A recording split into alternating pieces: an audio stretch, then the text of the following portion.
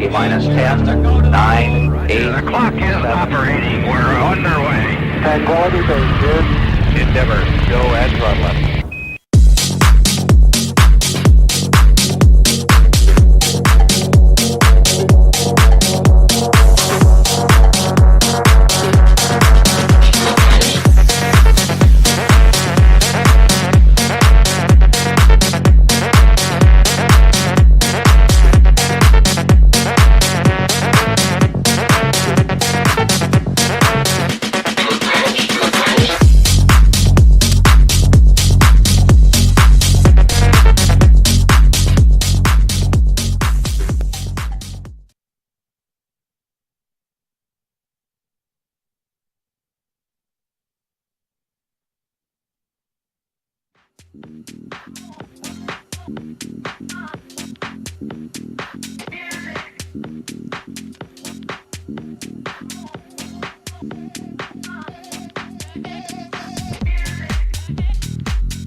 And good morning, ladies and gentlemen, boys and girls, kids aged 8 to 80. Let's go ski racing, as we are proud to bring you live coverage from Bend, Oregon and Mount Bachelor. It's all part of the 46th annual USCSA National Championships.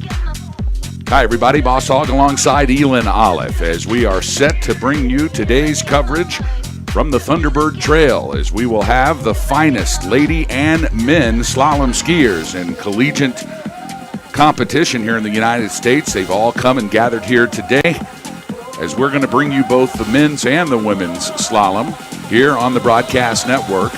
Glad you're joining us at www.uscsa.org/broadcast, as we have just about got our course set for 144 lady racers here in run number one for the slalom. Elam, we have had quite a two-day period here at the Thunderbird Trail. The giant slalom for both the ladies and the men now in the books, and we've gotten to see some incredible ski racing, but most importantly, some of the stars that have erupted and shown themselves for the first time, both in the ladies and the men's competition in the GS. And they all belong to one team, of course. That's Rocky Mountain College out of Billings, Montana, coached by the legendary Jerry Wolf. We talked about how if there was a USCSA Hall of Fame, Ron Bonneau would be a first ballot Hall of Famer. I bet you'd be saying the same thing about Jerry Wolf with the absolute dynasty run that he has put together over in Billings this year. No doubt about it, and certainly bringing the heat. It's so deep as well. You know, that's a great thing about the Battling Bears from Billings, is the depth of the program is just amazing, and we saw that it was needed yesterday, especially in the men's competition, as some of the superstars were unable to complete the race, and Jerry had to go back into seeds 4, 5, and 6 in order to get that time, where they added those times together to win that national championship. Yeah, I mean, Aniel Torres, he was in the top 15 coming into run number 2, had an amazing run, ended up being in the top 10. So you never know where those big moments that you need in order to win a team championship. Of course, stealing all the headlines in the girls, it's Ulali Jro and then Jules Clarice from Rocky Mountain College. I'm excited to see if they've got the same type of speed, or if we're going to see a Dominic Peretta or Reagan Ollie is quite the slalom racer herself out of Northern Michigan University. She's our 2023 national champion. So it's going to be really interesting to see how these two freshmen hold up to some of the more well-known names in the USCSA. The 2025 USCSA National Championships are being brought to you by World Cup Supply. Also by our partners at Northwest Designs Incorporated. Also by the Icon Pass. And by Fly Low. Also by Head Skis. Sit back and relax, ladies and gentlemen, boys and girls, as we are set to bring you 144 of the nation's best lady slalom collegiate skiers. We'll start things out with Jordan Flood. She'll be followed by Julia Wyachek, Sophie Neff, Reagan Ollie, and Caitlin Bumpers. But a big, full, packed house here. Elin, the biggest national championship we've had so far in the number of athletes. 685 athletes here have gathered in Bend, Oregon for this 46th annual national championships. and you can just feel the energy around this place, can't you? Oh, absolutely. Especially at the award ceremony last night. It was a party. It kind of felt like being at the ESPYs a little bit. Who's going to win? Everybody sitting there with anticipation. Everybody walking up to a massive round of applause when they got their awards. Check out all the international flags that are represented up there by the start area here at what is called the USCSA National Championships. But this really could be called somewhat of a world championship. We've got skiers from all the way from Italy, Turkey, of course, France, as well as Finland, Canada, the United States. Really, this is a very well-rounded international field.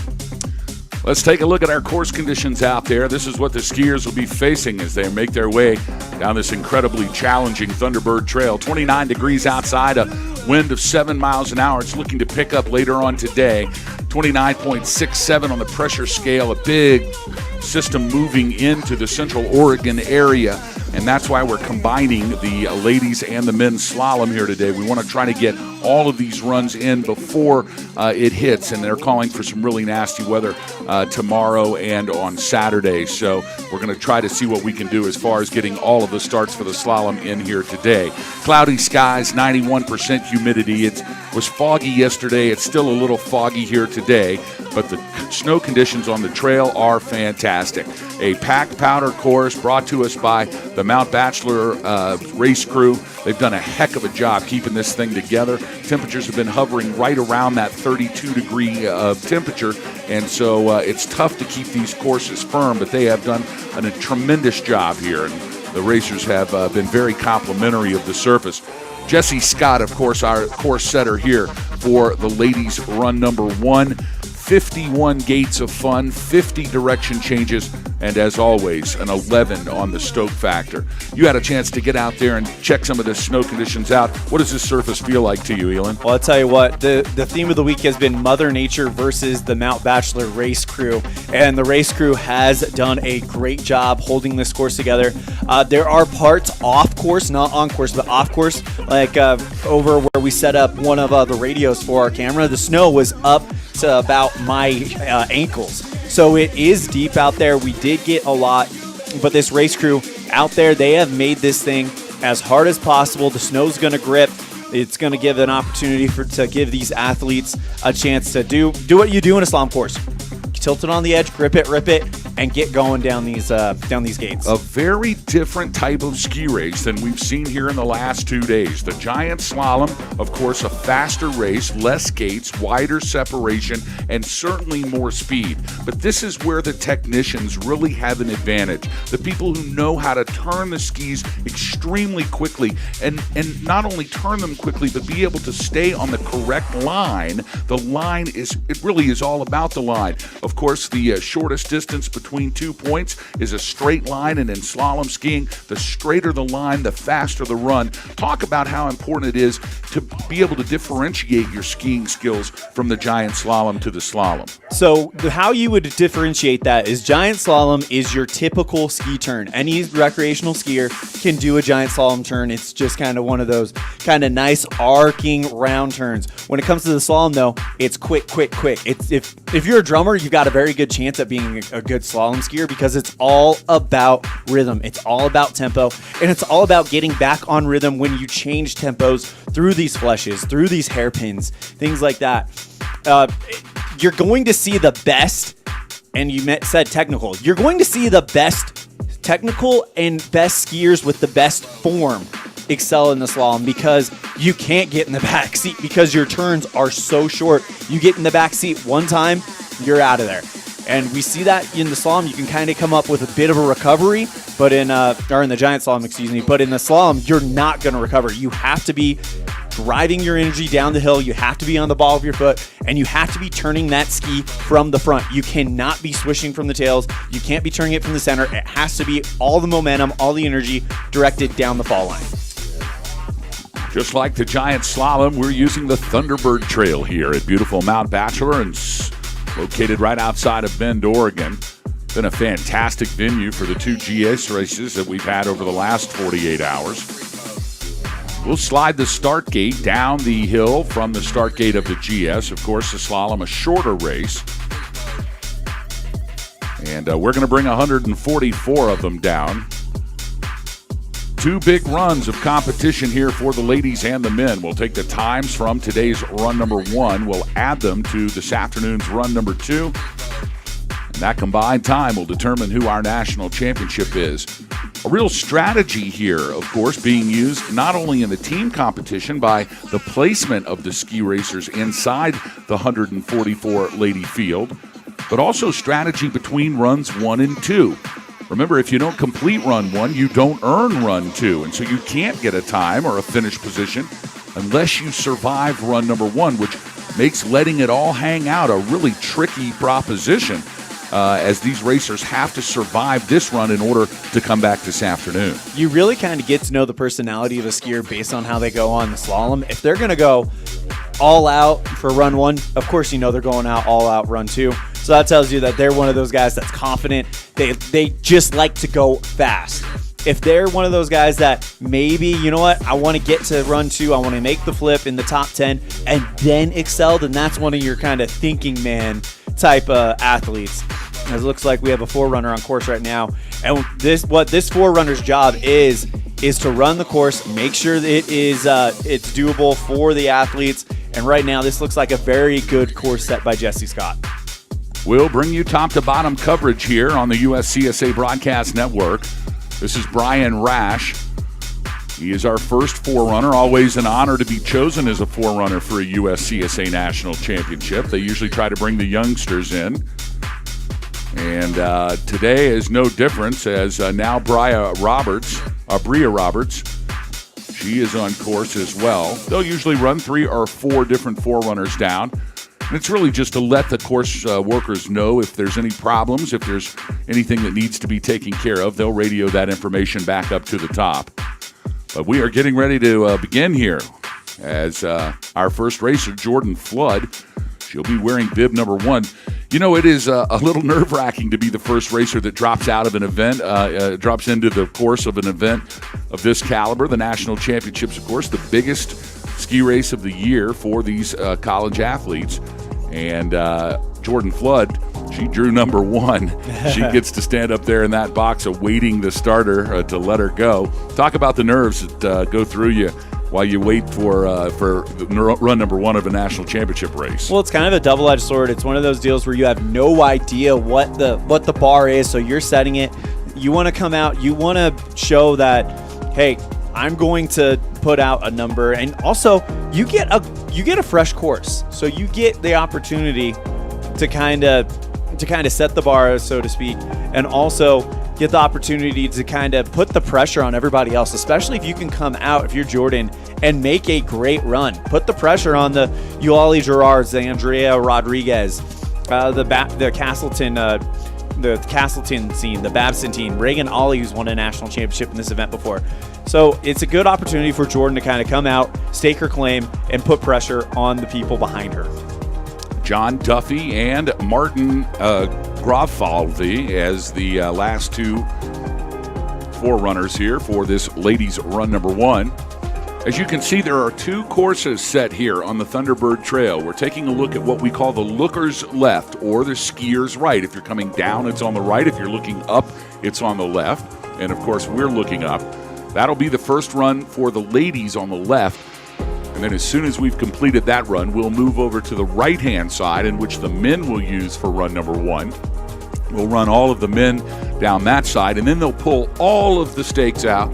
All of the poles will be gone, and they will reset for run number 2, both the left side and the right side for the ladies and the men. So just as much activity inside the course crew as there is inside the race teams, as we try to get 575 starts in here today. I don't think people at home realize how much of a Herculean effort the USCSA and the Mount Bachelor race crew are taking on by making sure these races happen for these young people with this national championship. This is a lot of work for them. They're going to be out there taking care of the course, and it looks like we are We are underway. Yep. Jordan Flood, as we sat there and talked about her nerves and what it would be like to be the first person out of the box, it looks like she did not start, is a DNS for Jordan Flood. So Julia Wyachek now on course, our first racer wearing bib number 2 from Babson. Julia had a great performance in the ladies GS 2 days ago. Now she's right back at it. Babson, of course, bringing the heat in both the ladies and the men's giant slalom in the team competition. Last night, the men stood on the podium right behind the Rocky Mountain Battling Bears, and the ladies look to get it done here today. Julia Wyachek, no stranger here to USCSA National Championship Racing. As a matter of fact, I think she's this is her second year, actually. And Julia, she'll make her way down to the bottom part of the course here. And now across the stripe for Julia at 47.47. So she will set the bar here for this large 144 as student athlete field for the ladies slalom here in run number 1. Sophie Neff from Georgetown University coming through the finish line. That's Reagan Ali from Northern Michigan University on course. Sophie, she hit the stripe at a 48.49. Here is Reagan Ali from Northern Michigan University. Yeah, good run here for Ollie. Yeah, super senior out of Gaylord, Michigan. Won it all in 2023 in that shortened slalom race in Mammoth. And she is going to be moving on with exercise science as her major. It's a really good run for Reagan Ollie. She grabs a stripe. She'll take the top time here for run number 1, 46.50. Caitlin Bumpers from the College of Idaho now through the top section. She'll be coming into the lower half. And coached by Erin Flynn. She is a business administration major. Sophomore from Eagan, Minnesota. Likes to ski at Buck Hill. Second national championship. So she's a sophomore, has made 2 national championships. That College of Idaho team just a mainstay here at Nationals. And here comes Caitlin, and she'll cross in a 47.96. Back up now to Maya Andrews from St. Olaf, and she's going to ski out. That's going to be the end of the day. So a tough break for St. Olaf's Maya Andrews wearing bib number 6. That's going to be the end of the day for Miss Andrews. And look who's up. Now it's the speed demon from Rocky Mountain College. Ulali Jro wearing bib number 7. 2 days ago, she took home a national championship title in the ladies GS, and she is a spectacular skier. As you can see here, keeping the body completely still and facing towards the finish line and letting the hips and the legs do all the work. What great form we're watching here. Yeah, exactly. This is what we were talking about. The best technical skiers, the best skiers with the best technical form are going to excel at this race. Ulali Jro still a national champion in the GS, and it looks like she's going to be a major contender here in the slalom. Here she comes with 5 gates to go. It's Ulali Jro from Rocky Mountain College, and she'll grab the stripe with the fastest time here in run number 1. 46.21 is the new time to beat here, set by the Battling Bear from Billings, Ulali Jro.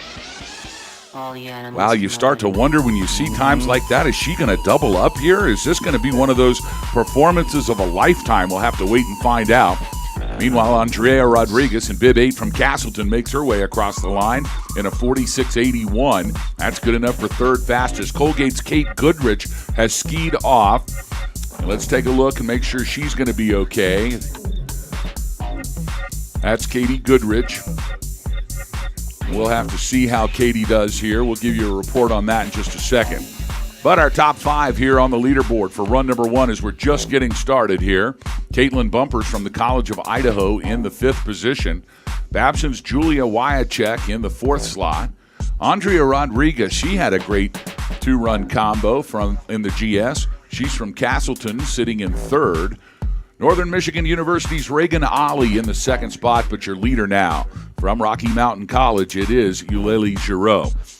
Jro is certainly going to be one with a target on her back. I mean, after the performance, just a commanding performance, a blowout win in run 1, a blowout win in run 2, and literally beat the field by 2.5 seconds in the race. Yeah, but it looks like Reagan Ollie is going to have something to say about this before it's all said and done. Not the same type of distance between Jro and second place as she had in the GS. So we could be in for an exciting second run. Well, it's a top three right all jammed together here, Elin. 46.21 for Giro, 46.50 for Reganali, and 46.81 for Andrea Rodriguez. As you said, it's anybody's race right now. Yeah, and Andrea Rodriguez actually looks very, very comfortable coming down. It makes you wonder if she's got if she's saving a little bit in the tank for that second run. Again, it is all about strategy. Are you going to be a Ulali Jro and go out there and just let it all hang out, or are you going to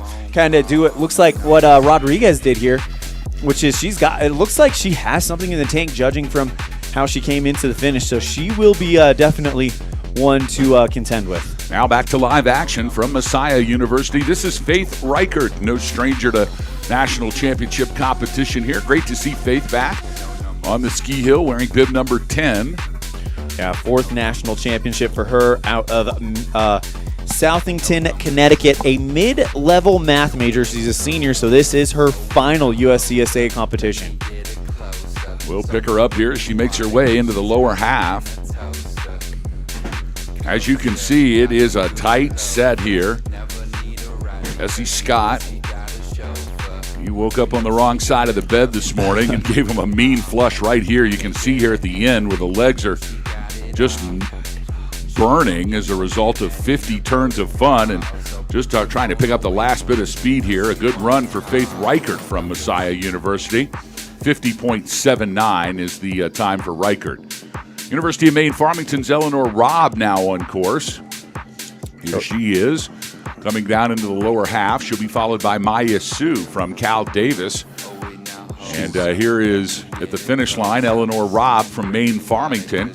And she'll grab the stripe with a time for Robb of 51.19, good enough for 8th fastest. Now we'll see Maya Sue from Cal Davis in bib number 12. And dropping in from the top at Northeastern University's Haley Kutzer.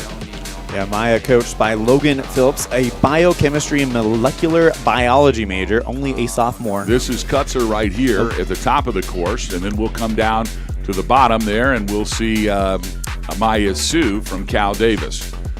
Fast and furious action. It's tough to give you full course coverage because they're coming so fast every 30 seconds to try to get all of these racers in. So we'll do the best we can here. Here on the lower half, it's Haley Kutzer from Northeastern wearing bib number 13. She'll be followed by Sage Sappenfield from the University of Oregon. There's Sage just getting started here as she makes her way down. But down in the finish line now, it is Haley Kutzer. And she crosses from Northeastern University at 48.88. So a 7th fastest time for Kutzer.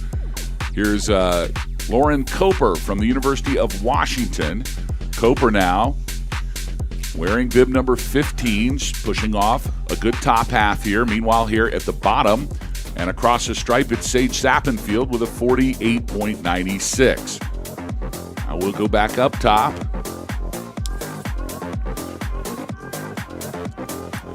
And now pushing off, that is Zoe Perisic from Penn State University. And Zoe on a wild ride here at the top of the course. She got going a little too fast, a little too soon, and I think it might have taken her by surprise. Meanwhile, here at the bottom, Lauren Copper from the University of Washington. She navigates the final 5 gates, and across the line, it's Copper. Copper with a 54.29. Here's Zoe Perisic now. We'll pick her up. And Perisic now into the lower half. Skiing well. She's wearing bib number 16. She'll be followed by Ariana Welter from Clarkson. There is Ariana just pushing out of the start gate. And a good top half here running for Ariana Welter. Yeah, Lorenzo Micacchini is her coach. She's a chemistry major junior from Babylon, New York. Now coming down to the finish, it'll be Zoe Perisic from Penn State. She grabs the stripe with a time of 57.52. Meanwhile, here is Ariana, check that. This is University of Michigan's Lauren Carlson for the Big Blue out of Ann Arbor, skiing in her first USCSA National Championship. Coached by William Hallis, biopsychology, cognition, and neuroscience major. Meanwhile, Ariana here at the finish line from Clarkson. That's Ariana Welter with a 48.46. Now into the lower half comes Lauren Carlson from the University of Michigan. Here at the top, it's Paige Barta from the United States Military Academy. She is just pushed off. Meanwhile, here at the bottom, Lauren Carlson from the University of Michigan makes her way into the final 3 gates and across the line with a time of 48:34. Here is Paige Barta from the Military Academy making her way into the lower half. Mechanical engineering major, sophomore from Corte Madera, California, coached by Christopher Smith. And it looks like we've lost Emily Kittenoff from the University of Massachusetts. She has skied off. So down here at the bottom, Paige Barta having a good run for the cadets from West Point.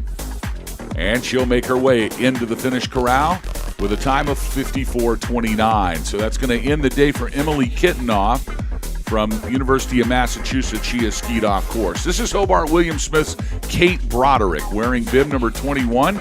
She's all by herself on course, so we should be able to follow her the whole distance. Great to see Hobart Williams Smith so well represented in the Alpine Division this year at this 46th annual USCSA National Championship. Kate Broderick skiing well in the top half. Now she'll make her way through the center section, down to the lower third, and about 15 gates to go for Katie Broderick. Comes from the home of the 2026 USCSA National Championships, Lake Placid. Likes to ski at Whiteface, coached by Dale Solotruck. Here is Laura Lee Baldwin from the University of Virginia. The Cavaliers back here to Nationals this year with a good ladies Alpine program. Meanwhile, at the bottom, Kate Broderick from Hobart Williams Smith. She hits her way across the finish line with a time of 51.06. Laura Lee Baldwin now on your screen, and through the top half into the lower half. A good ski here for Laura Lee Baldwin. Yeah, neuroscience major, sophomore from Winter Green Resort, Virginia, is where she likes to ski.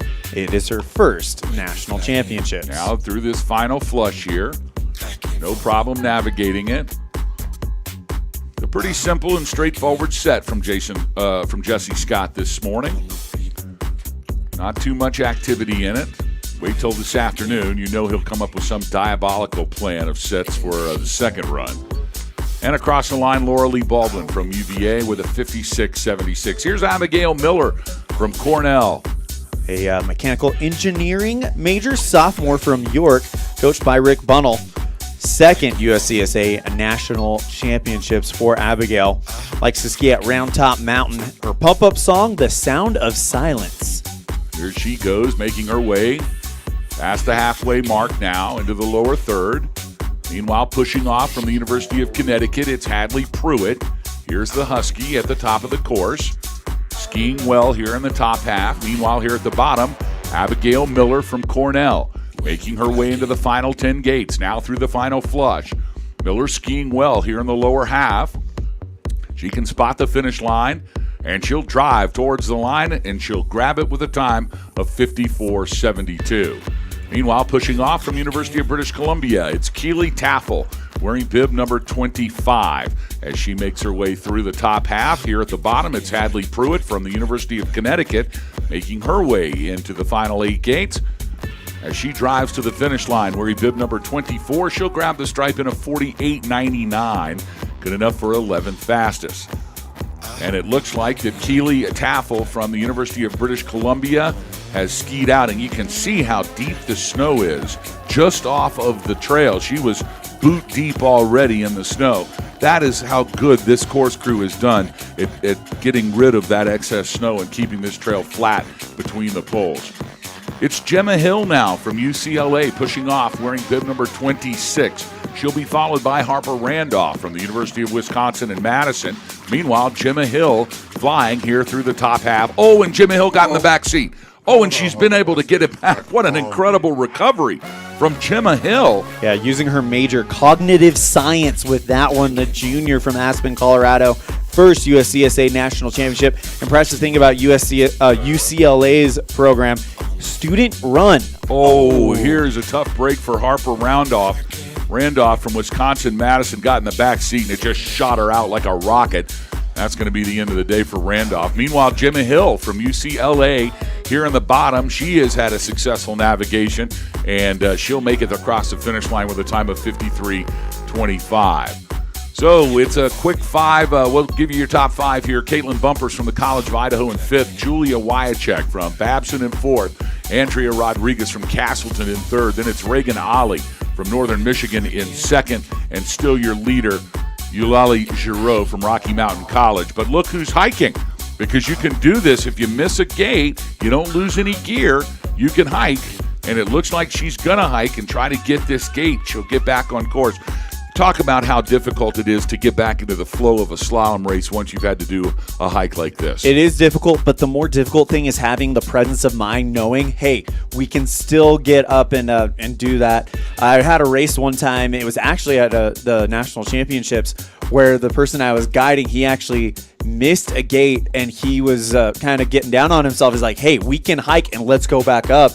And sometimes having that presence of mind is the key to getting that second run. Oh, it just is so hard to do it. That's why I made the comment I made. Yeah. I rarely do I see someone who gets out of sync like that who's able to pick it back up. That will be the end of the day for Harper Randolph after a brave hike up there to try to make the gate she missed.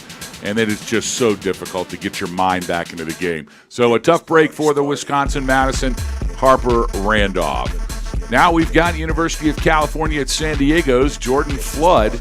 She was set to come down first, but apparently had a problem getting to the start gate, so they are starting her now. She's wearing bib number 1. And skiing well here in the top half is Jordan Flood. Yeah, Flood, of course, from University California, San Diego. Great to see the Aztecs here at the National Championship. They have picked up some hardware, especially in the free skiing division. Jordan, coached by Sven Neuschel, cognitive and behavioral neuroscience major. And now on course, it is Nina Stein with her guide, Nikolai. This is, of course, our visually impaired athlete. And this is a great example of what a guide does. Nikolai was keeping that line tight, and he has to stay, at least in Paralympic rules, he has to stay within 2 gates of him. That was Jordan Flood coming across the finish line at a 54.61. Now back up to Nina Stein from the University of British Columbia, visually impaired athlete here. Can you imagine? I mean, it's hard enough. It is hard enough to be fully sighted and be able to make a run like this, but Nina is using her guide. You are, of course, a guide yourself, so you know more about this than I think anybody. You've done this your entire life. Talk about what's happening here. So what he's doing right now, you see him kind of look back. He's checking to make sure she's on time, that she's online. He'll use that radio to kind of, they have radios wired into their helmets with the headset, so he'll use his communication system to kind of coach her along, tell her where she needs to be, but it's going to be her time that counts. Actually, he is in Paralympics. Nikolai is not supposed to ski across the finish line, but you see him right here. He's doing a great job keeping his skier with him, and a good job by Nina Stein and Nikolai. And Nina Stein will cross the stripe with a 119.50. Great to see Nina here from the University of British Columbia.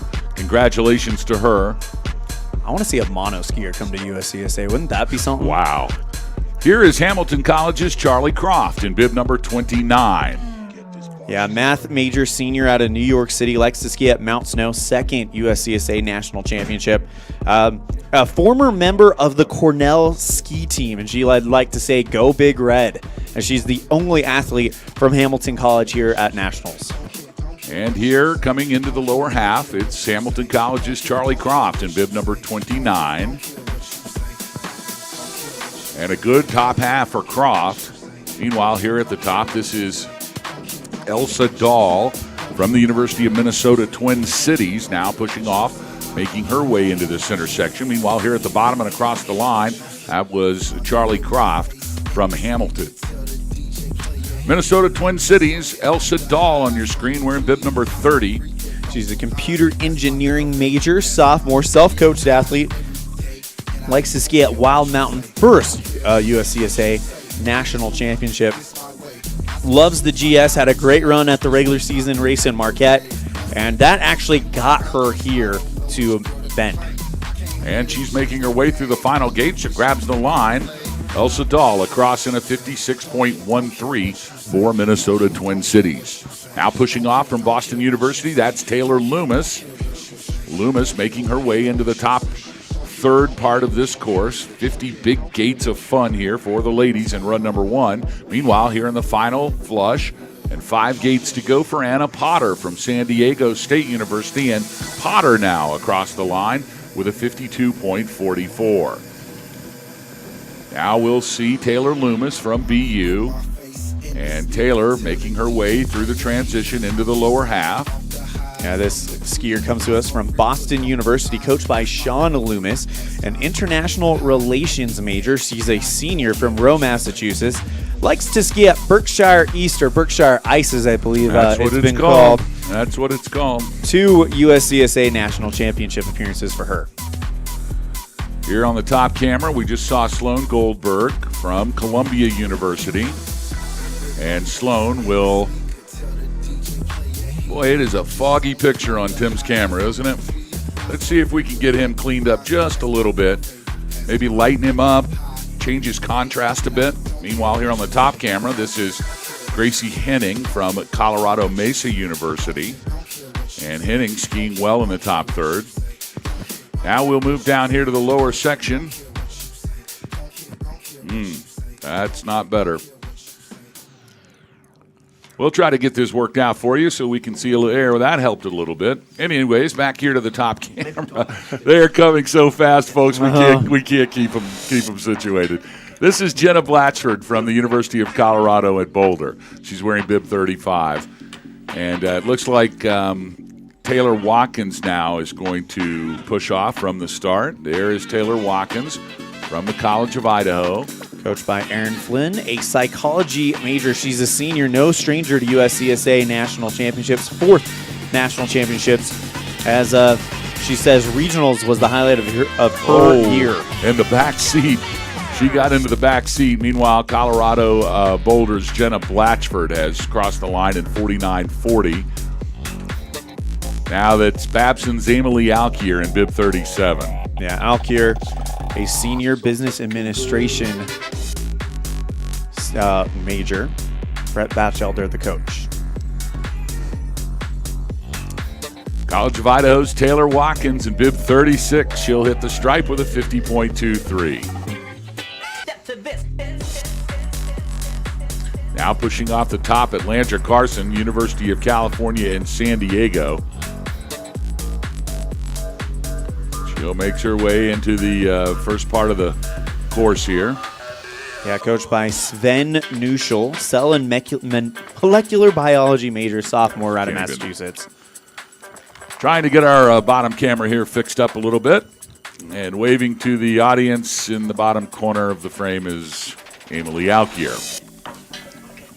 University of California, San Diego's Lancia Carson, wearing bib number 38. She'll be next down. Elizabeth Grimskel-Rudd from Rocky Mountain College now in your picture. The top half of this run number 1 here for the ladies. Yeah, good solid run here for Elizabeth Grimskel-Rudd. She did well in the giant slalom. That comes to us from Oslo, Norway. Now we'll take a look at Charlotte Morris from Colgate, just dropping in from the start shack. Take a look at the top half of this race course here while we're working on the bottom half. This is Charlotte Morris from Colgate now, skiing well. Yeah, Charlotte, coached by Todd Enders, neuroscience major from Park City, Utah. And here comes Charlotte Morris.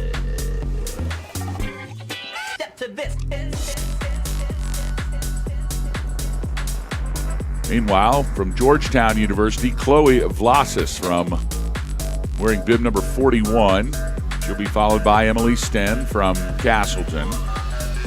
But this is Chloe Vlasis from Georgetown. Great to see them back here at the USCSA National Championships. Yeah, coached by Sierra Lewis, senior business and global affairs major from Seattle, Washington.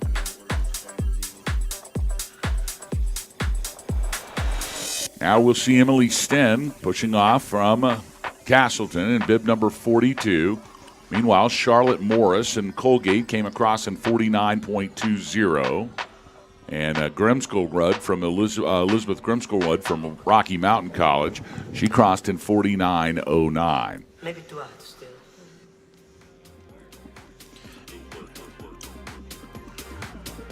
Now it's Katie Young from St. Olaf in bib number 43. She'll be followed by Ainsley Kirk from Northern Michigan University. Katie, coached by Tegan Olin, chemistry major, senior from Apple Valley, Minnesota. Favorite memory in the USCSA, the 2023 Nationals at Mammoth.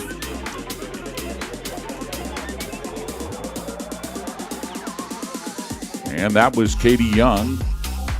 Check that. That was Ainsley Kirk. Katie Young now. She'll be coming across the stripe momentarily. This is Ainsley Kirk from Northern Michigan University now on course. Super senior out of Marquette. And Eric Luntigen is her coach, working on her master's in business administration. And a good top half there for Sage Fruden. Fruden now check that. That was Ainsley Kirk from Northern Michigan. Now Sage Fruden from University of California, Davis.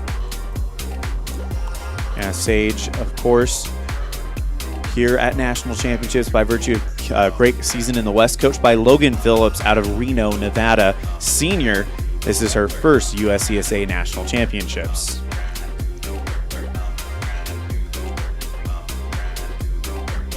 Now we'll see Katie Curry from the University of Wisconsin-Madison.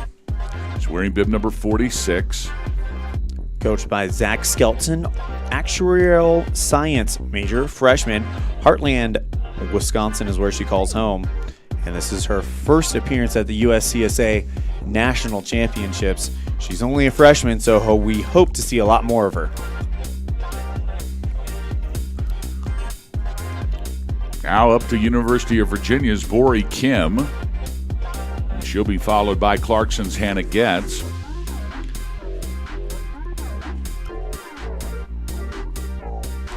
Yeah, Kim, of course, as you mentioned, Virginia from Andover, Massachusetts, sophomore neuroscience major. Another student-coached, student-led team. This is her second USCSA National Championships. Oh, and it looks like a tough break there for Vori Kim. She had a good run going, but it looks like that might be the end of the day for Kim. We'll check on that. Meanwhile, here's Clarkson's Hannah Getz in bib number 48. And Getz now navigating the top third into the center section. Coached by the living legend Lorenzo Macaccini, senior from Colden, New York. Hannah Getz now. She'll be next. Run back up to the top.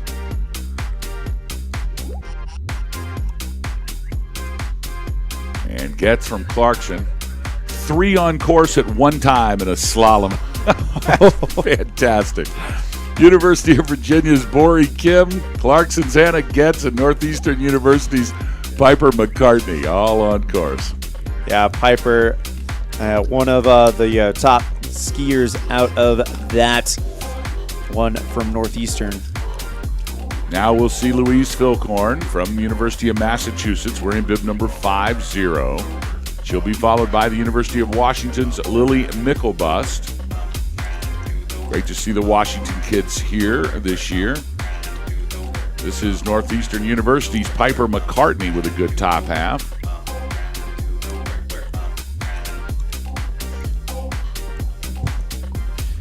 Now we'll see Lily Mickelbust from the University of Washington in bib number 51. Don't even sweat it. So fast. Just can't even have fun watching the race. That's right. Can't even pull the page. Yeah. Here is Louise Philcorn. No, check that. This is Lily Mickelbust from the University of Washington. Now she'll be followed by the University of Michigan's Anna Greslak in bib number 52. Michigan had a great showing in the women's GS earlier in the week, so they're hoping to repeat that here in the slalom. Here is Anna Greslak now from the University of Michigan, the big blue. 3 on course. Macy Manichek has just dropped in from the United States Military Academy. Yeah, Christopher Smith does a great job with that program over there. She's an international affairs major, senior, 4th USCSA National Championship, and is a big fan of peanut butter. I'm right there with you there. I love it. Macy Marinich from the United States Military Academy. Ainsley Kirk, by the way, she came in a few racers before, hit a 43.81. That was good enough for 8th fastest. Still no change here in your top 5. It's Wyachek in 5th, Sten in 4th, Rodriguez in 3rd, Reagan Ali in 2nd. Still your leader from Rocky Mountain College, it's Ulali Jro. Talk about a log jam there in that top 5, too, when you look at the times. Macy Marinich now will be coming through the finish line momentarily. Meanwhile, pushing off from the University of Connecticut, Kendall Schultz. Coached by Jeff Lagasse, sophomore from Rosemont, Minnesota. Likes to ski at Buck Hill. Doing a great job managing that flush right there.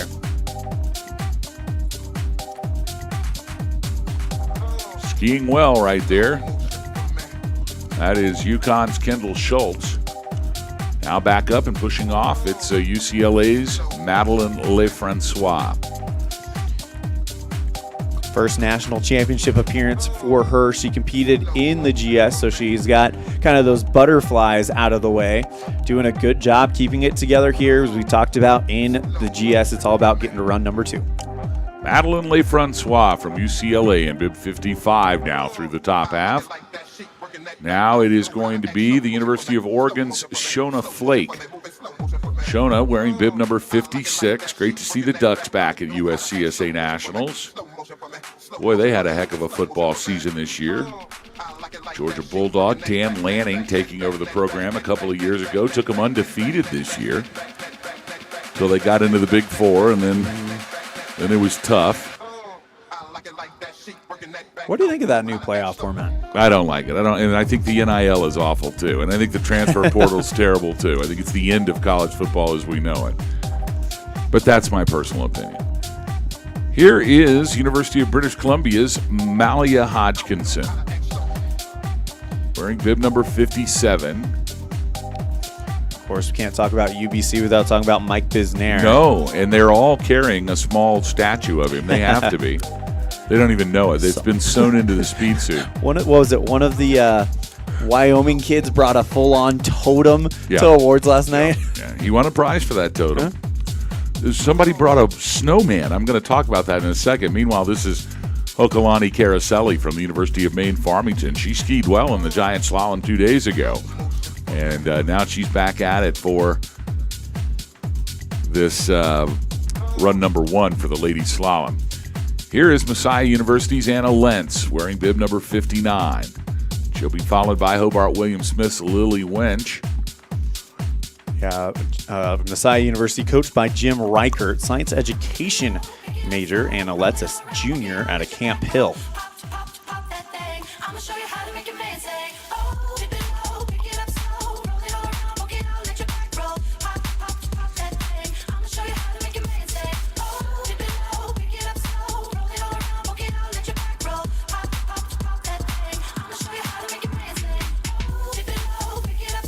Lily Wunsch now from Hobart William Smith College on your screen. She's only a freshman. We'll hopefully see more of her.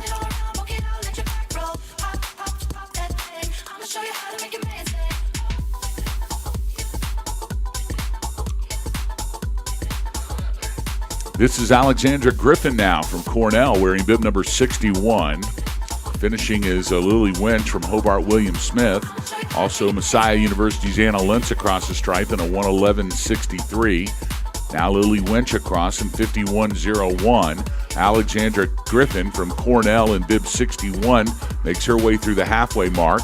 Now pushing off, Penn State University's Natalie Malmgren wearing bib 62. She'll be followed by Jessica Stanton from St. Olaf in bib 63. Meanwhile, here is Natalie Malmgren from Penn State University in the top half. Alexandra Griffin from Cornell. She'll be soon to finish. Pushing off at the start shack, St. Olaf's Jessica Stanton. Here across the stripe, it's Cornell's Alexandra Griffin at 54.94. Morrison Travis from Babson will be next out of the box. This is Jessica Stanton from St. Olaf in your screen wearing bib 63 across the halfway mark, and now into the lower third. It's Penn State's Natalie Malmgren wearing bib 62. And now on course, Morrison Travis from Babson high atop. Meanwhile, at the bottom, Natalie Malmgren. She's across the line in 56.61. It's like a circus, isn't it? You sound like an auctioneer No, over there. it's a circus is what it is. Morrison Travis from Babson in bib 64.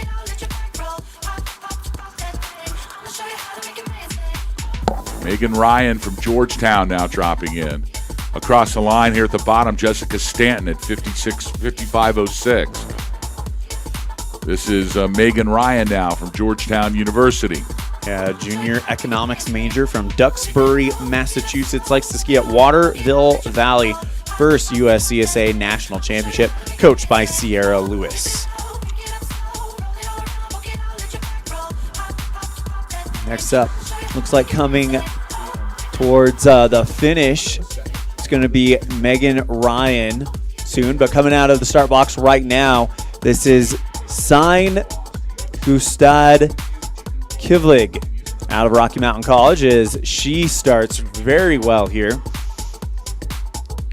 Vinlog out of Rocky Mountain College doing a great job here as we'll see what she can do for Coach Jerry Wolf. Crossing the finish line is, looks like Megan Ryan with a 58.13 and Ella Weichert from Northern Michigan out of the box right now. This is Weichert on the screen as we will see the time for Vinlog from Rocky Mountain College, 46.62. That's good enough for third place. So a shakeup in the top five as now your fifth place is Emily Stein from Castleton, Andrea Rodriguez from Castleton in third, and then Rocky Mountain College's Sign Vinlog in third place.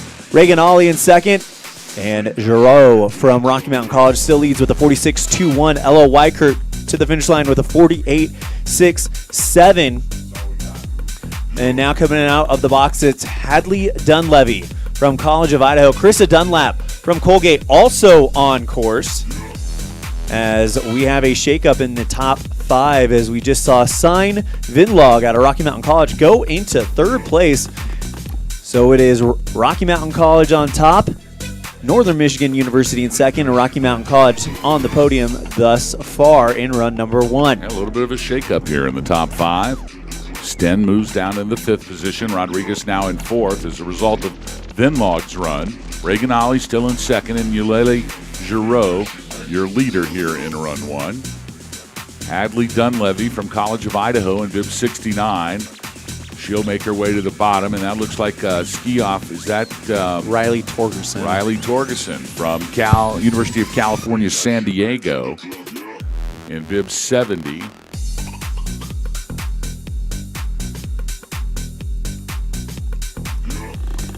She's going to hike and try to get this gate here. Luckily, she's got the course all to herself. They've held up Alice Palmy in the start gate. That was one thing I was wondering when she started hiking is with how fast they're sending him out, is that going to interfere with the run? But they've held Palmy at the start gate as Torgerson's hiking up. Trying to get 575 starts on a single day here at Mount Bachelor. Running them, I think that's got to be 20-second intervals here, 25-second intervals. It is fast. And looks like she's back on course for Riley Torgerson. She wants to earn that second run, so she has hiked for it. And let's see if she can get back into the flow. It's so difficult after you've had to hike, but we'll see if she can. Alice Pomey from Castleton will be coming down next. They've released her. Yeah, out of Barnadecchia, Italy. Coached by Christopher Etter, political science major. She's a freshman, so she's one to keep an eye on. She won her first collegiate GS at Okemo. And that is a tough break here for Alice Pomey. She's going to try to get back up. She's got to, there she goes. Now she's back on course. Has lost all the speed, though. That's a tough break. She'll just try to finish this race now. Meanwhile, Riley Torgerson, going to see, and she has crossed the stripe. Torgerson made it through with a 2:06.83, but most importantly, she earned her second run here. Looks like Jenna Lynch might have run into a little bit of problems high atop the course. She's hiking as we talk right now. Alice Pomey has finished with a 59.18. 58th fastest, but most importantly, she'll be back for run 2. Jenna Lynch there from the University of Oregon has gone down and lost a ski. That'll be the end of the day for her. Rosie St. Cyr from Maine Farmington on course, right behind her. Now she's making her way through the top third. She's gotten off course. Jenna Lynch has gotten off course and made room for Rosie St. Cyr. It's a good top half for the University of Maine Farmington's Rosie St. Cyr. That'll be the end of the day for Jenna Lynch. Tough break for the Duck from Eugene. Charlize Schultz from the Wisconsin-Madison program, now on course in bib 75. She'll be followed by Michaela Eichel from Cornell University.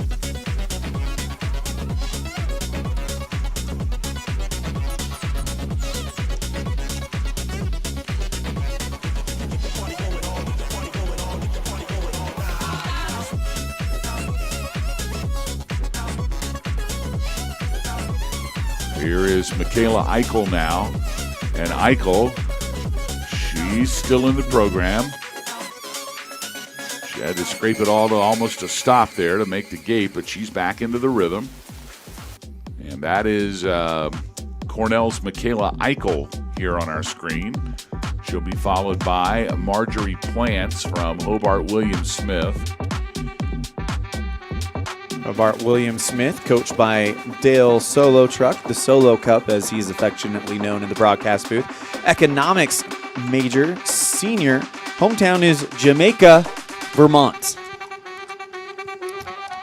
Marjorie Plants from Hobart Williams Smith. Now we'll see. This is Elise Donahue from Clarkson in bib 78. And she is on a wild ride already here in the top half of this course. Yeah, Lorenzo Micacchini needs a run here from Donahue. Attrition is starting to become a factor here in this course, boss.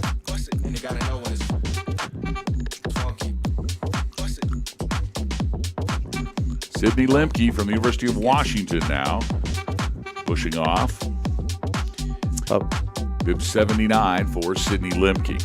Public health major, sophomore from Bellingham, Washington, likes to ski at Mount Baker, first USCSA National Championship.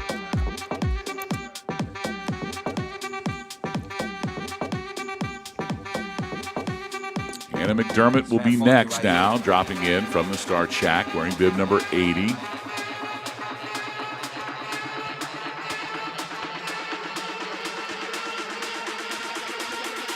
Of course, Anna from University of Massachusetts at Amherst. Biochemistry and molecular biology major, senior from Wilmington, Delaware, likes to ski at Elk Mountain, Pennsylvania, fourth USCSA National Championship.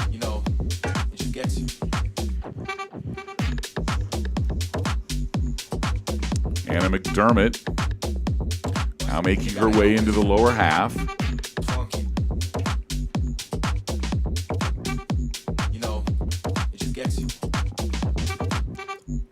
Looks like we will now see Alana Kerner out of the United States Military Academy drop in right here. Alana, coached by Christopher Smith, a systems engineering major, senior from Ridgewood, New Jersey.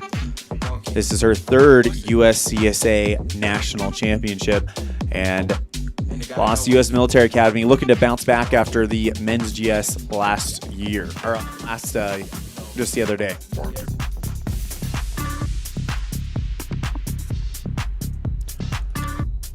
Kerner doing a great job here, looking to get down for run number 2.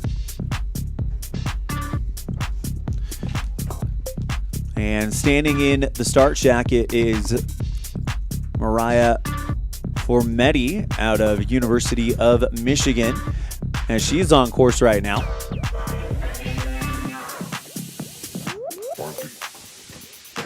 Ella Weiser also standing in the start shack out of Northeastern University. But right now we're seeing Maria Formetti out of University of Michigan coming into the second part of the start shack. By the way, Anna McDermott with a time of 54.73. Ella Weiser of Northeastern University now on the screen. She'll be followed by Madeline Livingston out of University of Virginia. As this is Weiser getting ready to drop down the final head wall. And it looks like, unfortunately, Maria Fermetti late in the course has skied off course and will be a DNF today. Now on the screen, it is Madeline Livingston out of University of Virginia. She'll be followed by UCLA's Samantha McKay, as she will continue to move down the course. This is Madeline Livingston, University of Virginia. Cavaliers making an appearance here at the USCSA National Championships. And by the way, Ella Weiser from Northeastern with a time of 59.29. Good run there by her. On course now, it's Samantha McKay from UCLA.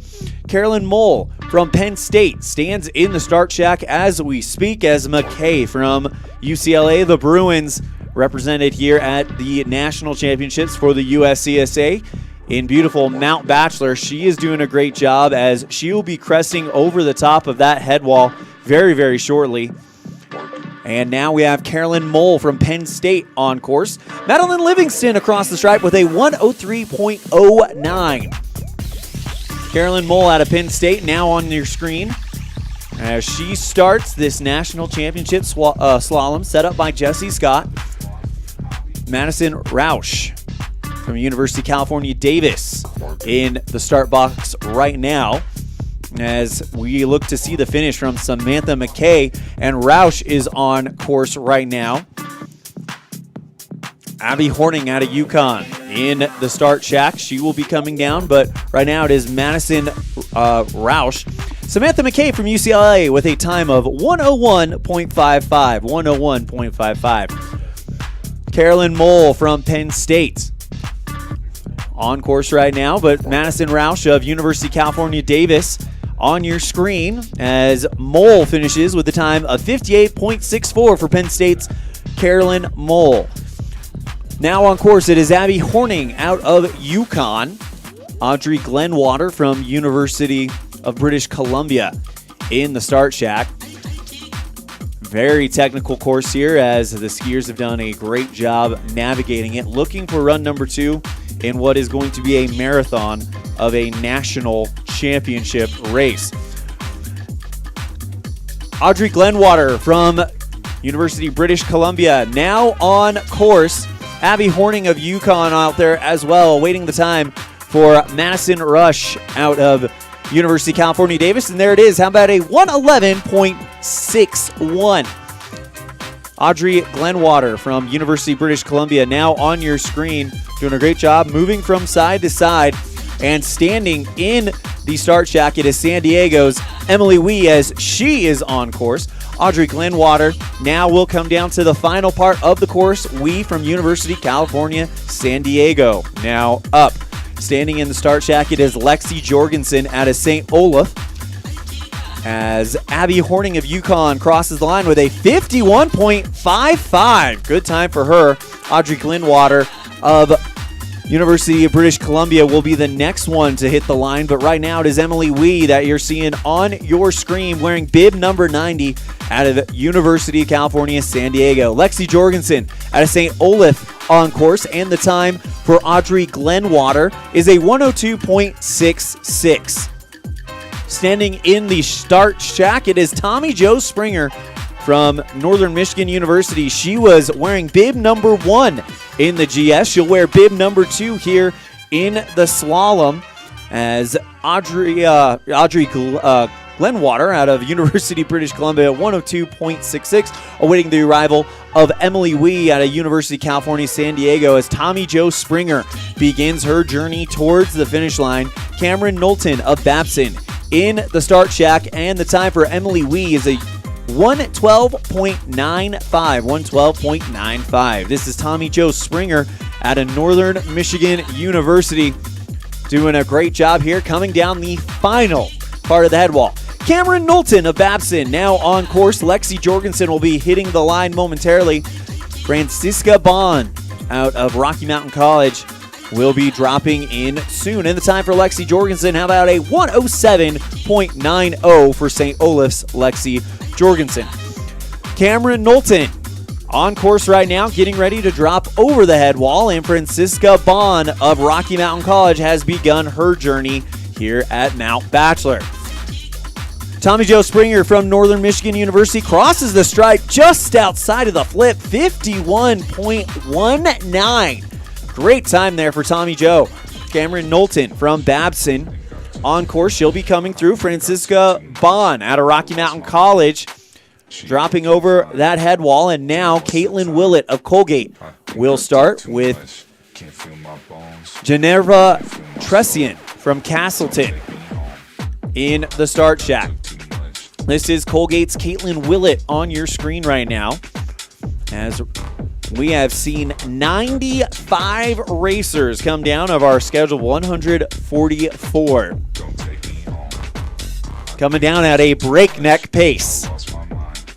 Francisca Bond from Rocky Mountain College into the top 10 with a 48.26. Puts her in 9th place, as now we'll wait for Caitlin Willett out of Colgate to hit the line. On course right now and on your screen, it is Geneva Tressian from Castleton.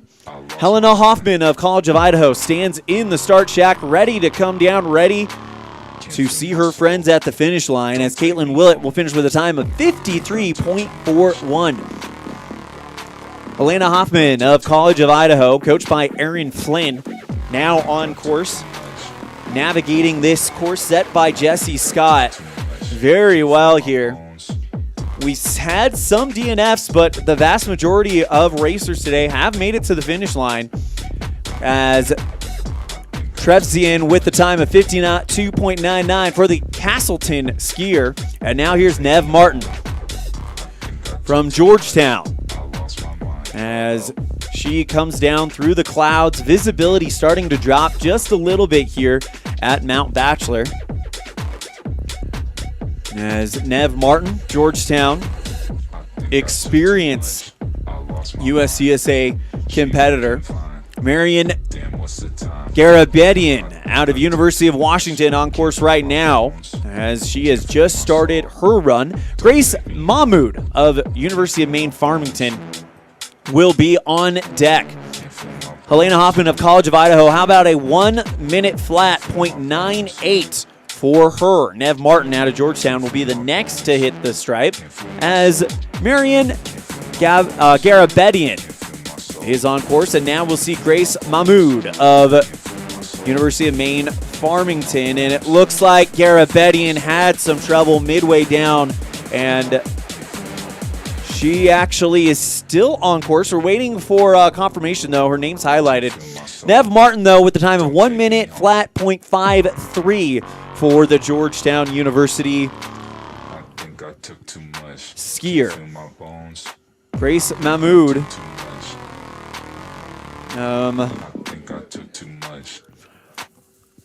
Nev Martin actually comes down to the 1 minute .53. Grace Mahmood on course. Margaret Lonegren out of University of California, Davis on course right now. Kylie Brino out of Clarkson in the start shack, as Marion Garabedian with a time of 59.34 for the University of Washington skier. Grace Mahmood out of University of Maine Farmington dropping over the top. And now we've got Margaret Longren out of University of California, Davis coming down as well. But this is Kylie Brino out of Clarkson on your screen right now. Brino wearing bib 102.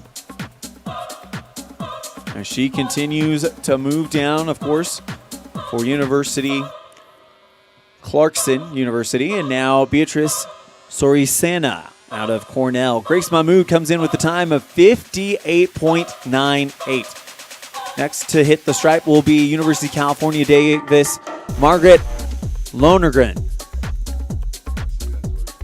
Beatrice Sorisena out of Cornell on course on your screen right now.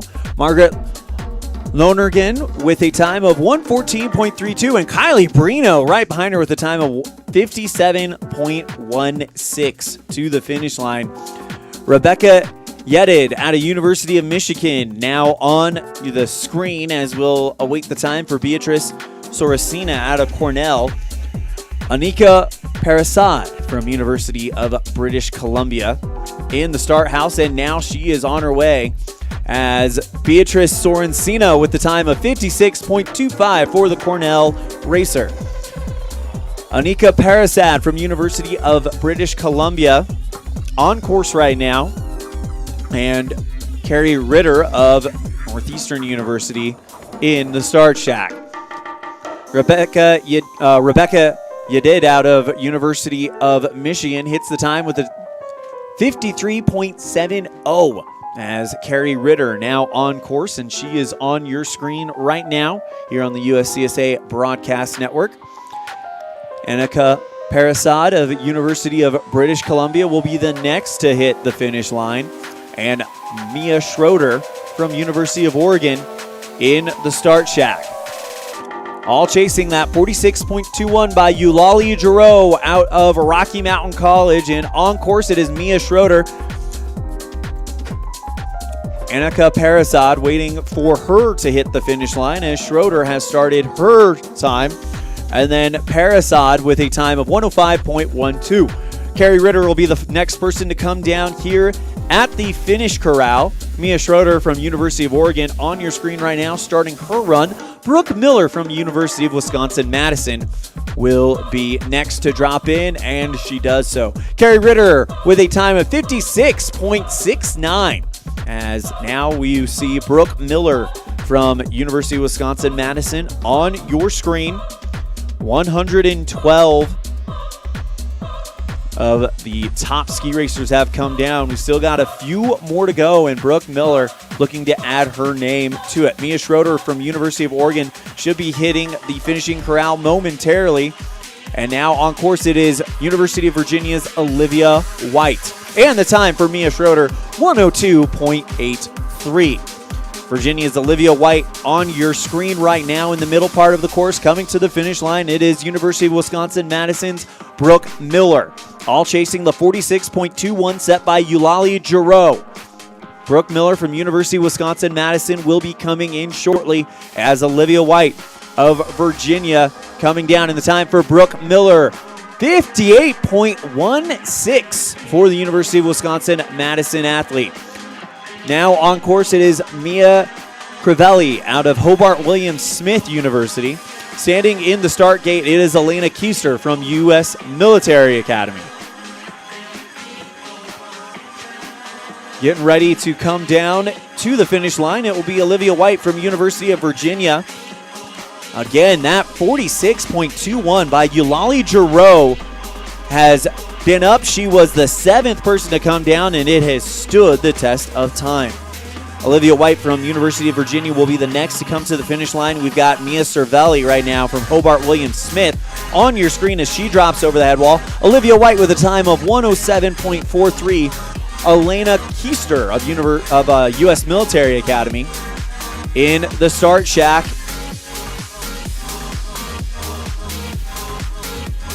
And she will start her run here out of West Point. Audra Robinson of Penn State on deck as Mia Crivelli from Hobart William Smith will be coming into the finishing corral momentarily. But right now on your screen, it is Alana Keister out of U.S. Military Academy. Audra Robinson from Penn State on deck, and the time for Cervelli, how about a 117.13. Now we await the start of Penn State's Audra Robinson.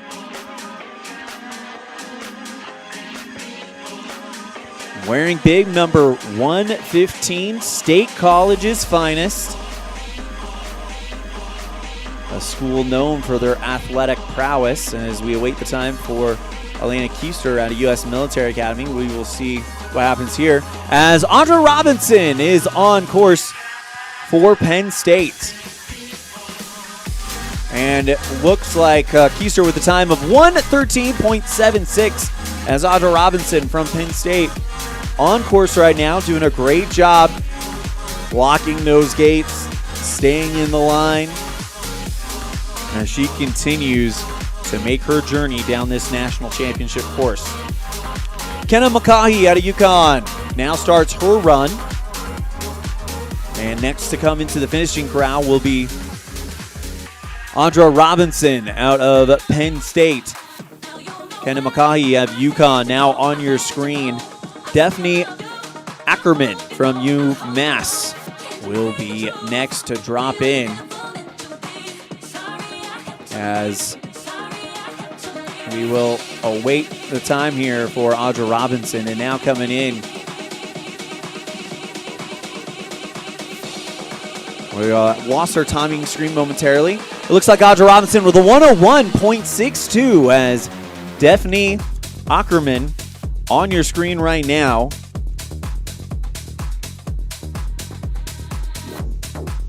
As she'll come over the top. And Ali Messier out of Babson will be the next one to come down on your screen, wearing bib number 118. She'll be followed by Carly Hollister out of Castleton, but this is Ali Messier out of Babson. Waiting for the time for Daphne Ackerman as Kenna McCaughey comes in with a 55.10. Great time there for the UConn racer. And Ackerman, 53.84. On your screen right now, it is Carly Hollister out of Castleton. Sophia Gonzalez from St. Olaf stands in the start box, ready to go. Actually, note we might have a did not start as they have moved on to Clara Almquist out of Rocky Mountain College. She stands in the start shack as we'll await the arrival of Ali Messier out of Babson, but on your screen right now, it's Clara Almquist out of Rocky Mountain College. Rocky Mountain College right now has the only one time in the top 5, but it belongs to the top dog, Ulali Jro out of Rocky Mountain College. As we await the arrival here in the finishing corral of Ali Messier, 118.20. Carly Hollister out of Castleton will be arriving next on your screen. Crossing over was Clara Almquist, and now we'll have Adela Hankova from University of California, San Diego up next. Wearing bib number 123 as we await the arrival of Carly Hollister. Ali Messier from Babson with a time of 118.20 as Hollister comes in with a time of 122.54 for the Castleton skier. Almquist of Rocky Mountain College will be next to arrive in the finishing corral. Of course, Rocky Mountain College, Cherry Wolf, the dynasty of the USCSA Alpine Division, already have 4 new titles to take back, winning both the team and the individual in the men's and women's GS, hoping to do the same on this Thursday here at the 2025 USCSA National Championships.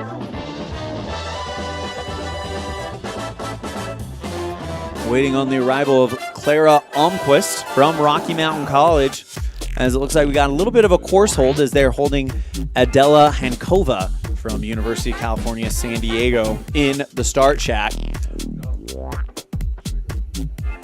As Almquist from Rocky Mountain College might have run into a little bit of trouble as we have not got a time listed for her yet. And we do have a course hold. So that gives us a chance to run through our top 5. In 5th place, it is Emily Stein from Castleton. 4th place, it is Castleton's Andrea Rodriguez. 3rd place, Rocky Mountain College, Sign Vinlog. And in 2nd place, Northern Michigan University's Reagan Ollie. But in the lead, it is Ulali Jro from Rocky Mountain College with a time of 46.21. And I think we're about to get confirmation that Clara Almquist is not going to finish today's race. So that is a big blow there for Rocky Mountain College. They've got some good times, but the more times you have in that second run, the better. And no one knows this more than the Battling Bears out of Billings. Wearing bib number 123 It is Adela Hankova. She'll be followed by Camille Collins out of Colgate.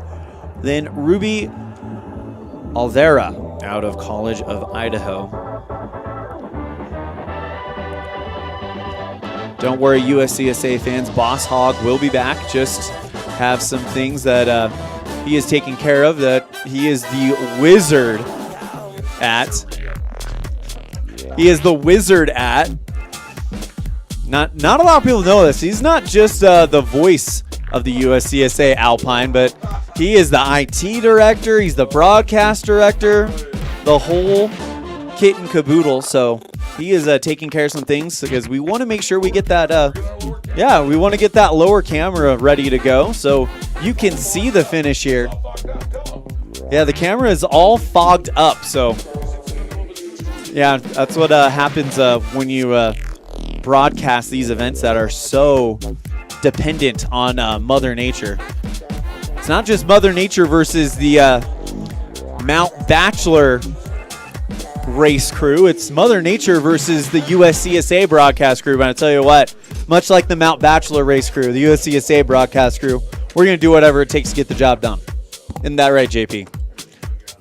Everything's figure-outable. That is exactly right. Everything is figure-outable. And that is exactly what we are doing here in the broadcast booth, is figuring out how to give you the best broadcast possible. We'll have that lower cam going for the boys' race, definitely. Aldea Hankova on deck, but now we got Sofia Gonzalez from St. Olaf now on course as the course hold is over. And everybody's still chasing that time by Ulali Jro, 46.21. Last person to come through was Castleton's Carly Hollister with a 122.54. As Sofia Gonzalez from St. Olaf comes through the course wearing bib number 120. And then getting ready to start now, it is Camille Collins out of Colgate. Ruby Oliveira from College of Idaho will stand in the start shack. We'll await Sofia Gonzalez from St. Olaf at the finishing corral, as this is Camille Collins from Colgate on your screen right now. Oh, going for a little bit of a wild ride, but keeps it together. And a great job using the poles to block those gates out of the way. As now we will see Ruby Oliveira out of College of Idaho. Mainstay here at the National Championships. Of course, coached by Aaron Flynn. As Sofia Gonzalez comes in with the time. How about this? 55.69. Great time there for Sofia Gonzalez. High atop the run, it is Ruby Oliveira from College of Idaho, and just hitting the line with a 54.66. It is Camille Collins out of Colgate. Alicia Mag from Georgetown getting ready to come in. You see the two sets set up. One for the boys' race that'll take place immediately after this. The other for the race we're running right now. As you see a good look at the start of Alicia Mag out of Georgetown. All about edge control, all about technique, all about form in this slalom race. And how about the form showed by Ulali Jro, Reagan Ollie, and Sign Vinlog. And how about some good skiing here from Alicia Mag out of Georgetown as we await the time for Ruby Oliveira as she is heading towards the finish, according to our timing screen. But Alicia Mag from Georgetown, she once run number 2, and it looks like she's giving herself a great chance. Northern Michigan University's Madala Stern on course. Ruby Oliveira with a time of 133.93. Emma McKenna from Hobart Williams Smith stands in the start shack, but on your screen right now and on course it is Madeline Stern.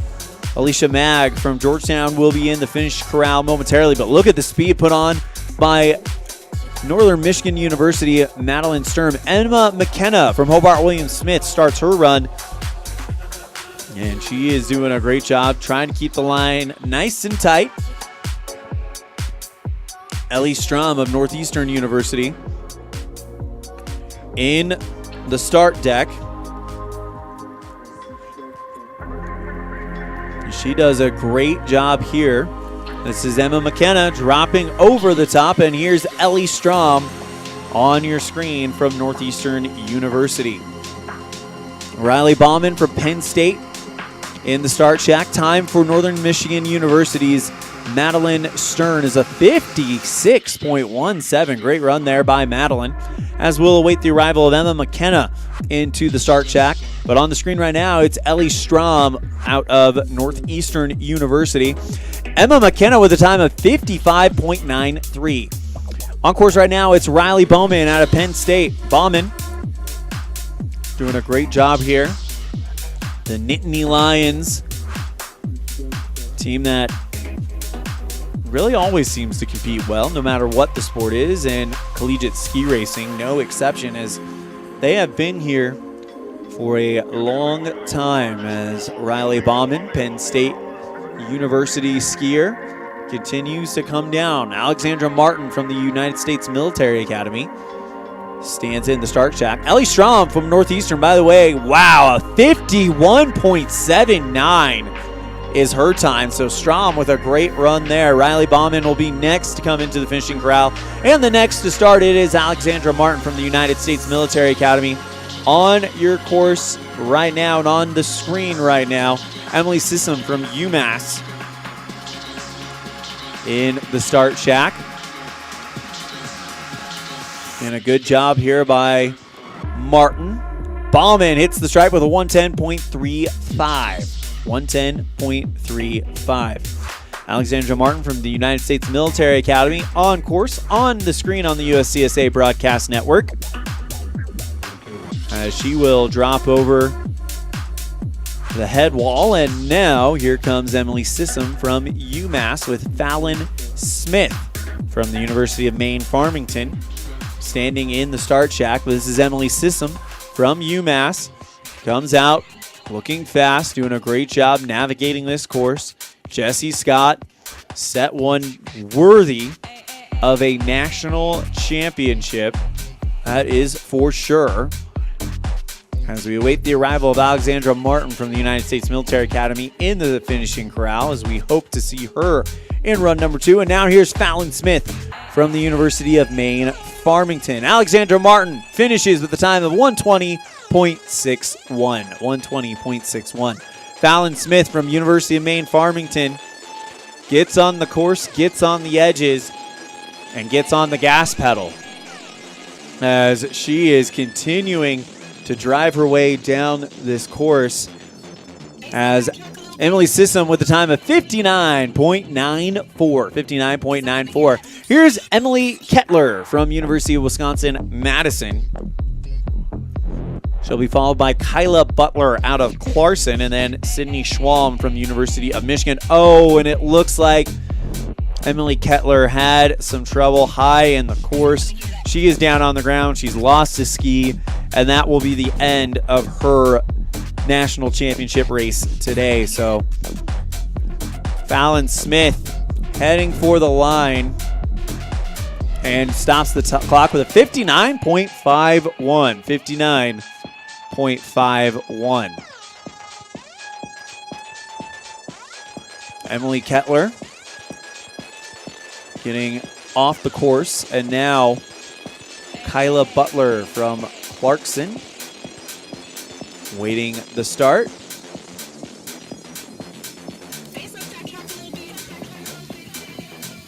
Everybody's still chasing at 46.21 by Ulali Jro. Rocky Mountain College with a 29/100ths of a second lead over Reagan Ollie. We got a battle brewing this afternoon, ladies and gentlemen. You don't want to miss it. Times are a little bit in flux, but we will let you know on the USCSA Broadcast Network when that championship run is going to be.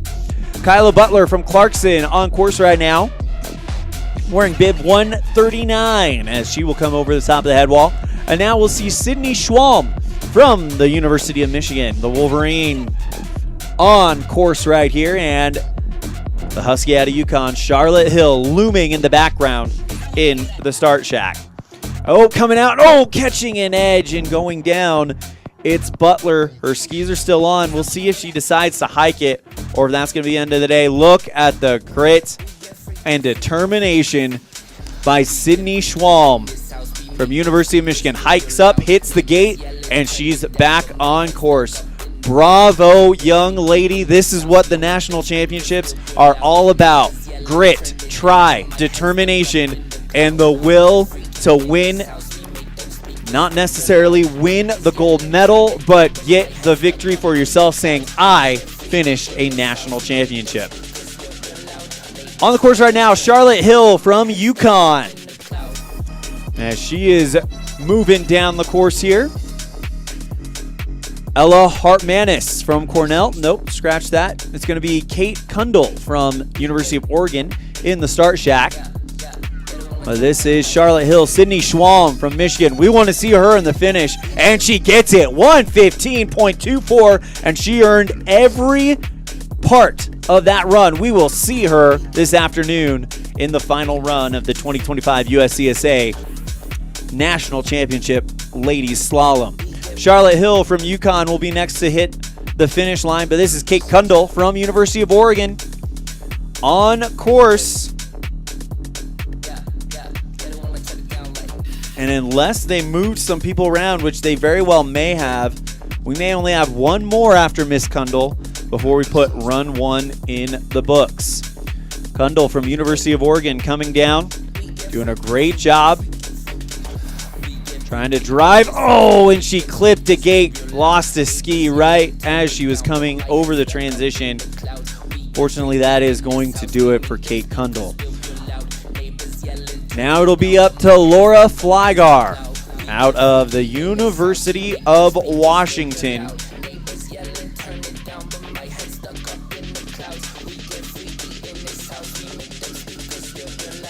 And she is on course. The Husky looking to finish it off. And then right after Flygar, we'll have our first forerunner of the men's race. So we are going right into it. So non-stop action here at Mount Bachelor in the very literal sense of the word. Flagor out of University of Washington coming down, and we will await her time anxiously. We're working on getting that finish camera ready to roll. As we'll have Brian Rash, our first forerunner on the boys course, coming down soon. Flygar looking for her finishing time here.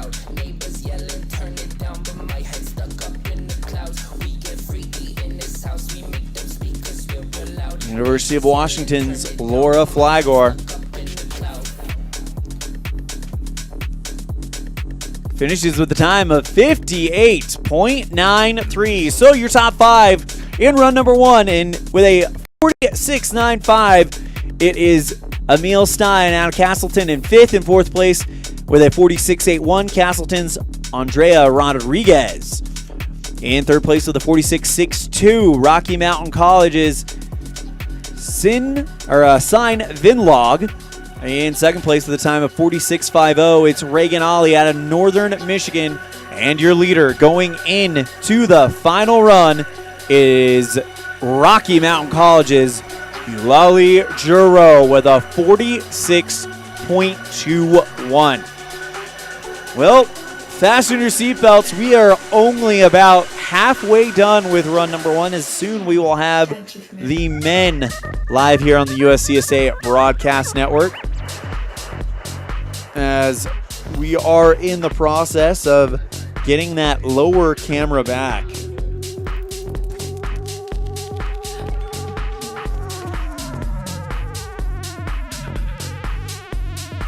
First of the men to come out, it'll be Axel Strom Hansen out of Castleton.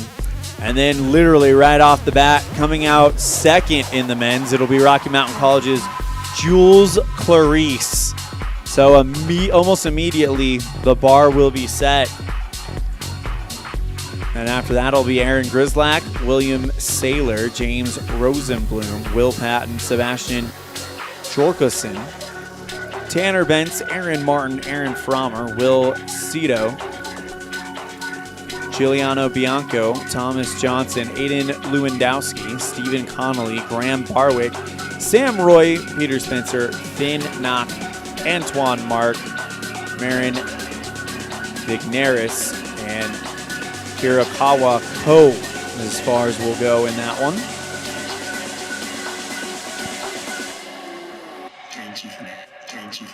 As we will see Forerunners come down momentarily. 2025 USCSA National Championships here in Mount Bachelor, Oregon.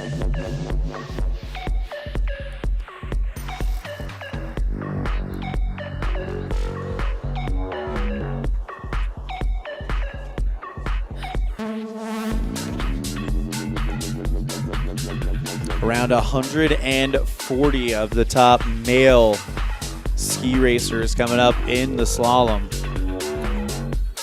Ulali Jro, though, with the fastest time in women's run 1.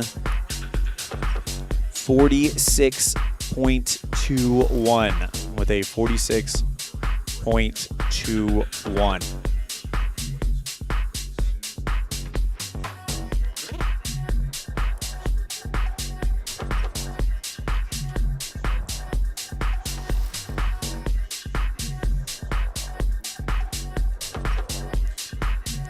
Some fun names coming our way. Great ski racers from all over the world.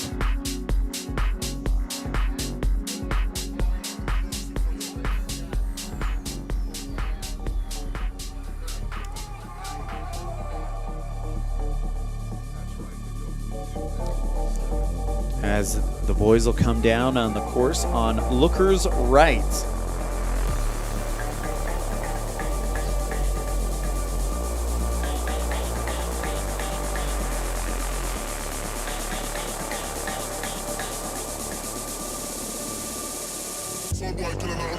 Looking at the team picture, Castleton, Babson, and Rocky Mountain College, all with 2 in the top 7.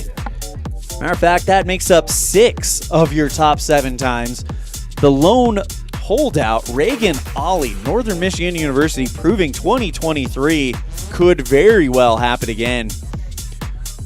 Of course, Reagan Ollie was our national champion in 2023 in Mammoth in a one-run winner-take-all.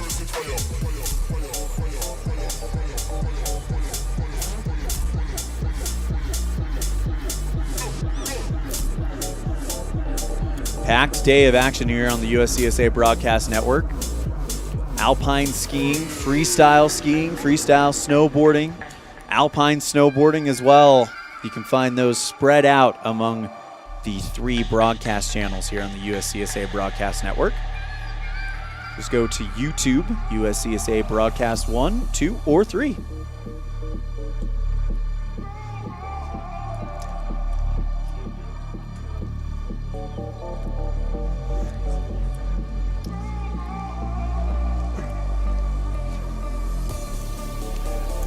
And I can't help but talk about it again. This team competition for the girls, the ladies slalom is going to be epic. Let's kind of look at it a little bit more in depth. Rocky Mountain College runs 1 and 3. Castleton has 4 and 5. Babson 6 and 7, and they're all within a second and a half of each other. This is going to be fun watching, and you don't want to miss it. Don't have a scheduled start time yet, but as soon as we do, you'll be the first to know. As we get set for the men's slalom.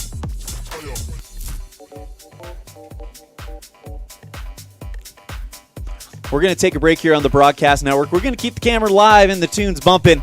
And we'll be right back with Men's National Championship Ski Racing here on the USCSA Broadcast Network, live from Mount Bachelor.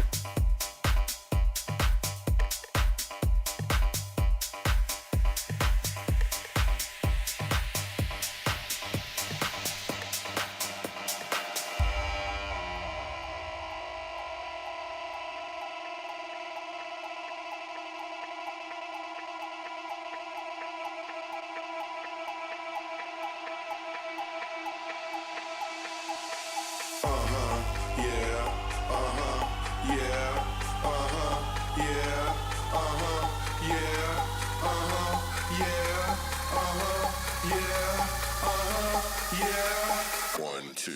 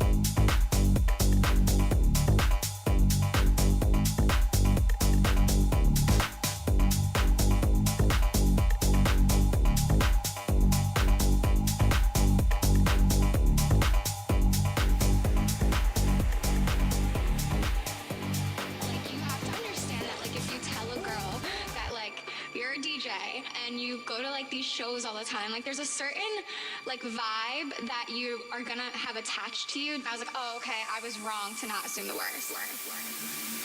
We ain't got no type. House bitches is the only thing that we like. We ain't got no type. House bitches is the only thing that we like.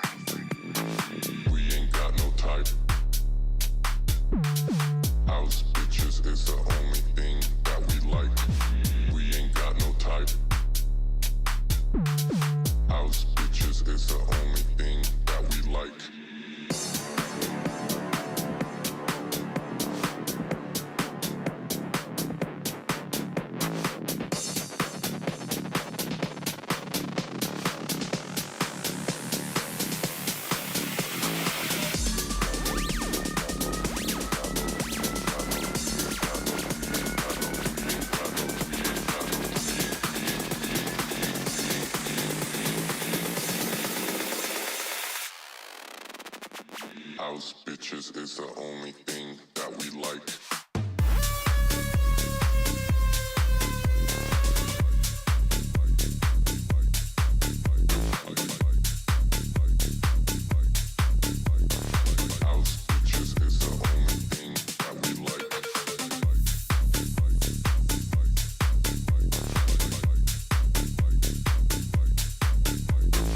We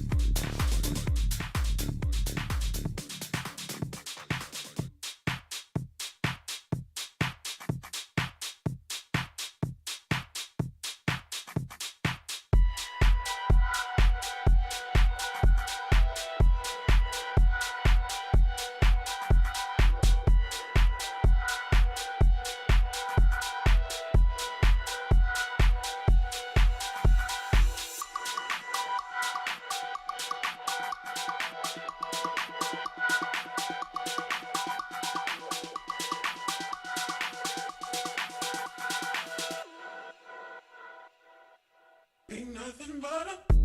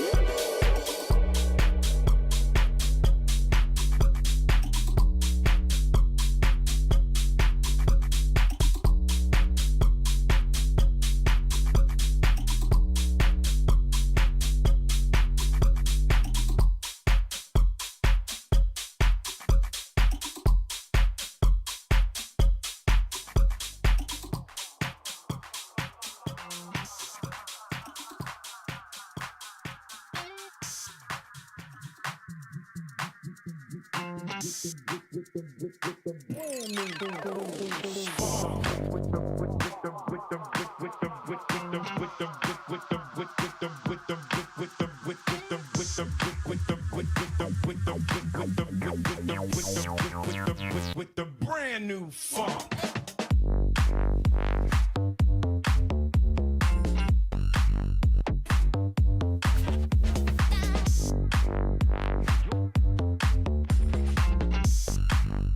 With the brand new funk.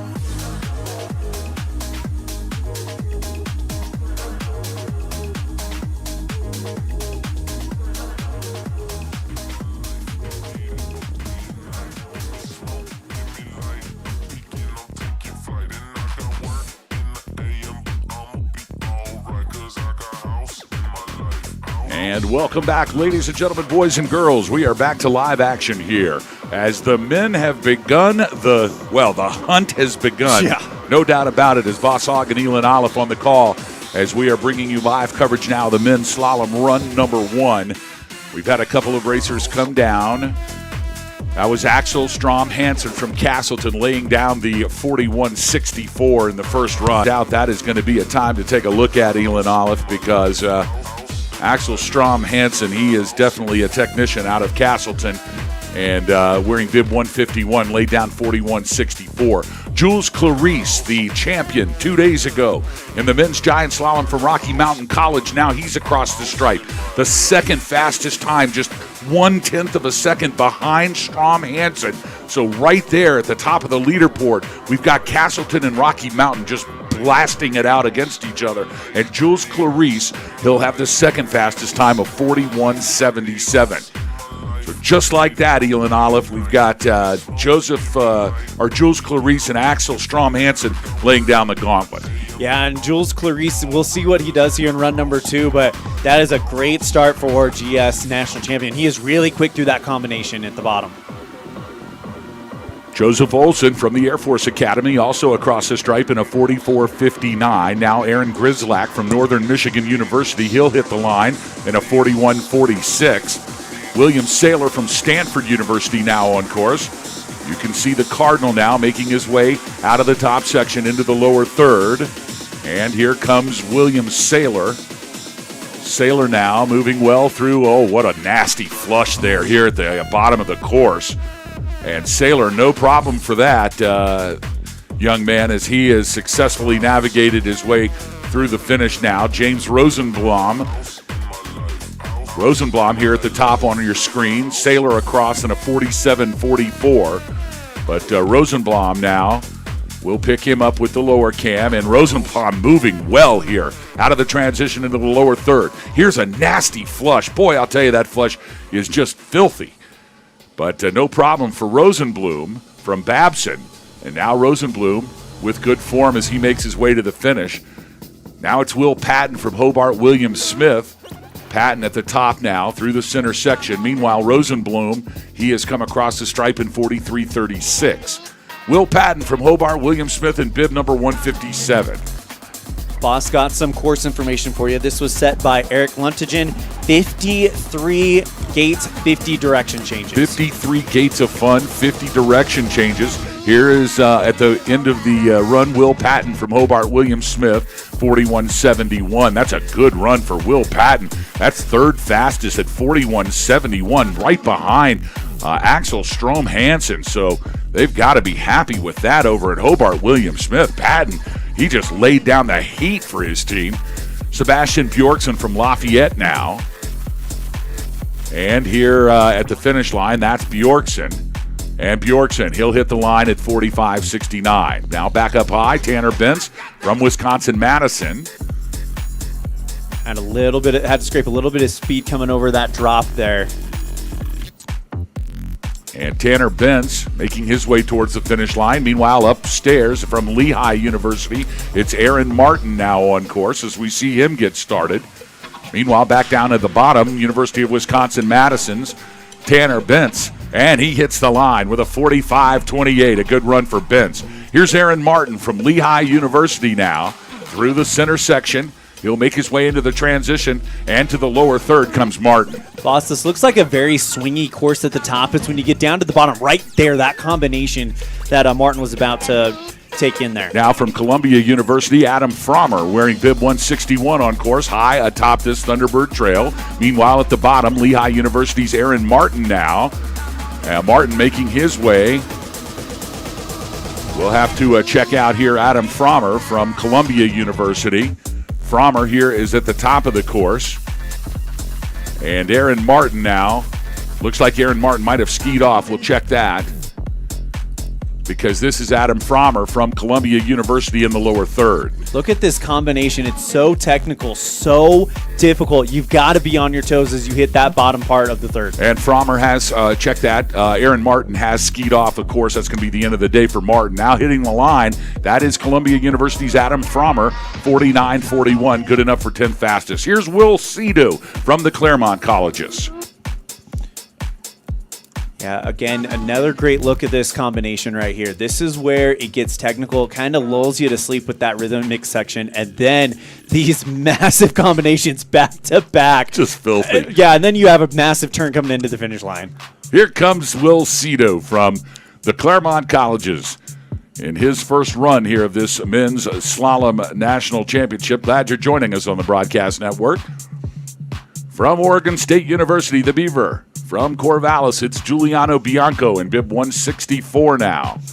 First time the Beavers have been to the national championships in quite a while. This is a student-run organization, and that's what the USCSA is all about. Great job navigating that complicated combination. Say that? Easy for you to say. Yeah. Also, Thomas Johnson from UVA. He is in at the top. Across the strop, it's Bianco. Bianco with a 47.46. Oh, and now it looks like Thomas Johnson, the Cavalier from Virginia, is down, and that's going to be the end of the day. Tough break for Charlottesville's Thomas Johnson wearing bib 165. So a quick rundown of your top five here in run number one for the men's slalom. James Rosenblum from Babson in fifth. It's Jules Clarice, the GS champion from 2 days ago, in the fourth position. Will Patton in the third slot out of nowhere, laying down the heat for Hobart Williams Smith. And second, Castleton's Axel Strom Hansen. But your leader from Northern Michigan University in the time to beat 41.46 here in run one, that's Aaron Grislak. They've got to be happy with Grislak's performance from NMU. Well, they got on the podium yesterday as a team in the giant slalom. This would be huge if they could do it here in the slalom again. And take a look at this wild ride from Michigan State University's Aiden Lewandowski. Lewandowski got in a back seat. He was able to somehow figure out how to steer those little short skis around a tough set. And Lewandowski's going to finish here at the line at 44.80, seventh fastest. Here's Stephen Connolly from Syracuse. Yeah, they're coming at us fast here, boss, and the speed these young men are pouring on. Great job getting over that transition there. And this combination, this is going to be the point that this race is either won or lost. This back-to-back combination set here, and then this hard turn as you come into the finish. Stephen Connolly making his way into the final gates, and he'll drive the line with a 45.79, 10th fastest here in run one. Graham Barwick now from St. Olaf on your screen. He's had a good top half. Now he makes his way into the transition. And this is where it gets hard. I mean, it gets hard. And the legs begin to burn. And sure enough, just as soon as you're exhausted physically, they throw the most technical sets of gates at you. I just love it. Who set this again? This was Luntigen. Oh, Coach Luntigen. He is going to go down in history for this set. Unbelievable. Well, it's an interesting set because it lulls you to sleep almost. There's a lot of rhythmic. And then, as you mentioned, right at the end when you're huffing and puffing, it's like, oh, combination. It's a good run for Graham Barwick from St. Olaf, 43.49. Sixth fastest for Barwick. Now Sam Roy. He's on your screen from University of Maine Farmington down here at the bottom. Meanwhile, Colorado School of Mines' Peter Spencer has launched there at the top. You see Spencer. We'll come back down low, though, and watch Sam Roy come across the line. Yes, he has already, with the seventh fastest time here in run one, 44.54 for Sam Roy. Meanwhile, Peter Spencer from the Colorado School of Mines now making his way out of the transition into the lower third. Every one of these young men trying to get in that top 30 to make the flip. That's where the national champion is going to be decided. Now it's Finn Knock on your screen from Cal Davis wearing bib 171, high atop the Thunderbird Trail, now launching in. Meanwhile, Peter Spencer here across the stripe with a time of 47.09, 13th fastest for Spencer. Finn Knock wearing bib 171 for Cal Davis. Awesome to see these California schools start the program, start the teams, compete, and now here they are at the national championships. Take a look at how many volunteer course workers there are out on this trail right here. That is a fine sight to see as Finn Knock now knocking his way through the gates. He is punching them out, and successful first run for Knock. 48.06, 16th fastest. Antoine Mark now from Cornell on your screen. Great to see the Redman here. Mark wearing 172 is the bib number. And he got a little bit late there. He was able to somehow figure it out. Wow. Oh, what incredible skill right there. It is like a disco dance for Antoine Mark. And Mark somehow just used his skill set to be able to stay in it. That is a great run for Antoine Mark from Cornell. 5th fastest, 42.68. It looked fast. So there's a shakeup in your top 5. That slides Rosenblum down. Mark in 5th, Clarice in 4th, Patton in 3rd, Hansen in 2nd, and Grislak still your leader. Meanwhile, from the University of Massachusetts, Marin Vigneris. Got in the back seat a little bit on a little bit of a wild ride. Got it back together before the double combination towards the finish, though. And right here at the finish, Marin Vigneris from the zoo at Amherst in bib 173, and a good run for him, 7th fastest at 43.38 for Vigneris. Meanwhile, University of British Columbia's Hirakawa Ko. Ko now in bib number 174, skiing out of Tokyo, Japan. And a good top half for Ko. Check out that purple and powder blue speed suit. That is a good-looking speed suit with the lime green guards. Well, it's a good-looking ski run here as well from Ko. Is Hirakawa Ko in bib 174 for the University of British Columbia, making good time here in the lower third. And across the line comes Ko with a time of 47.17. Good enough for 16th fastest here in run number 1. Meanwhile, the Husky from the University of Connecticut, Ian Hanrahan in bib 175 on course. He was on the podium yesterday in the Giant Slalom. I like this kid. He's a freshman out of the University of Connecticut. Look for big things from him, and the way he's moving, you think slalom might be one of his stronger events. Good run here for Hanrahan as the Husky hits the stripe with a time of 42.07, 5th fastest for Hanrahan. So just like the GS, he is right back again in the hunt here as Hanrahan lays down the 5th fastest time of run number 1. Meanwhile, Timothy Tegas here from Fairfield University in bib 176.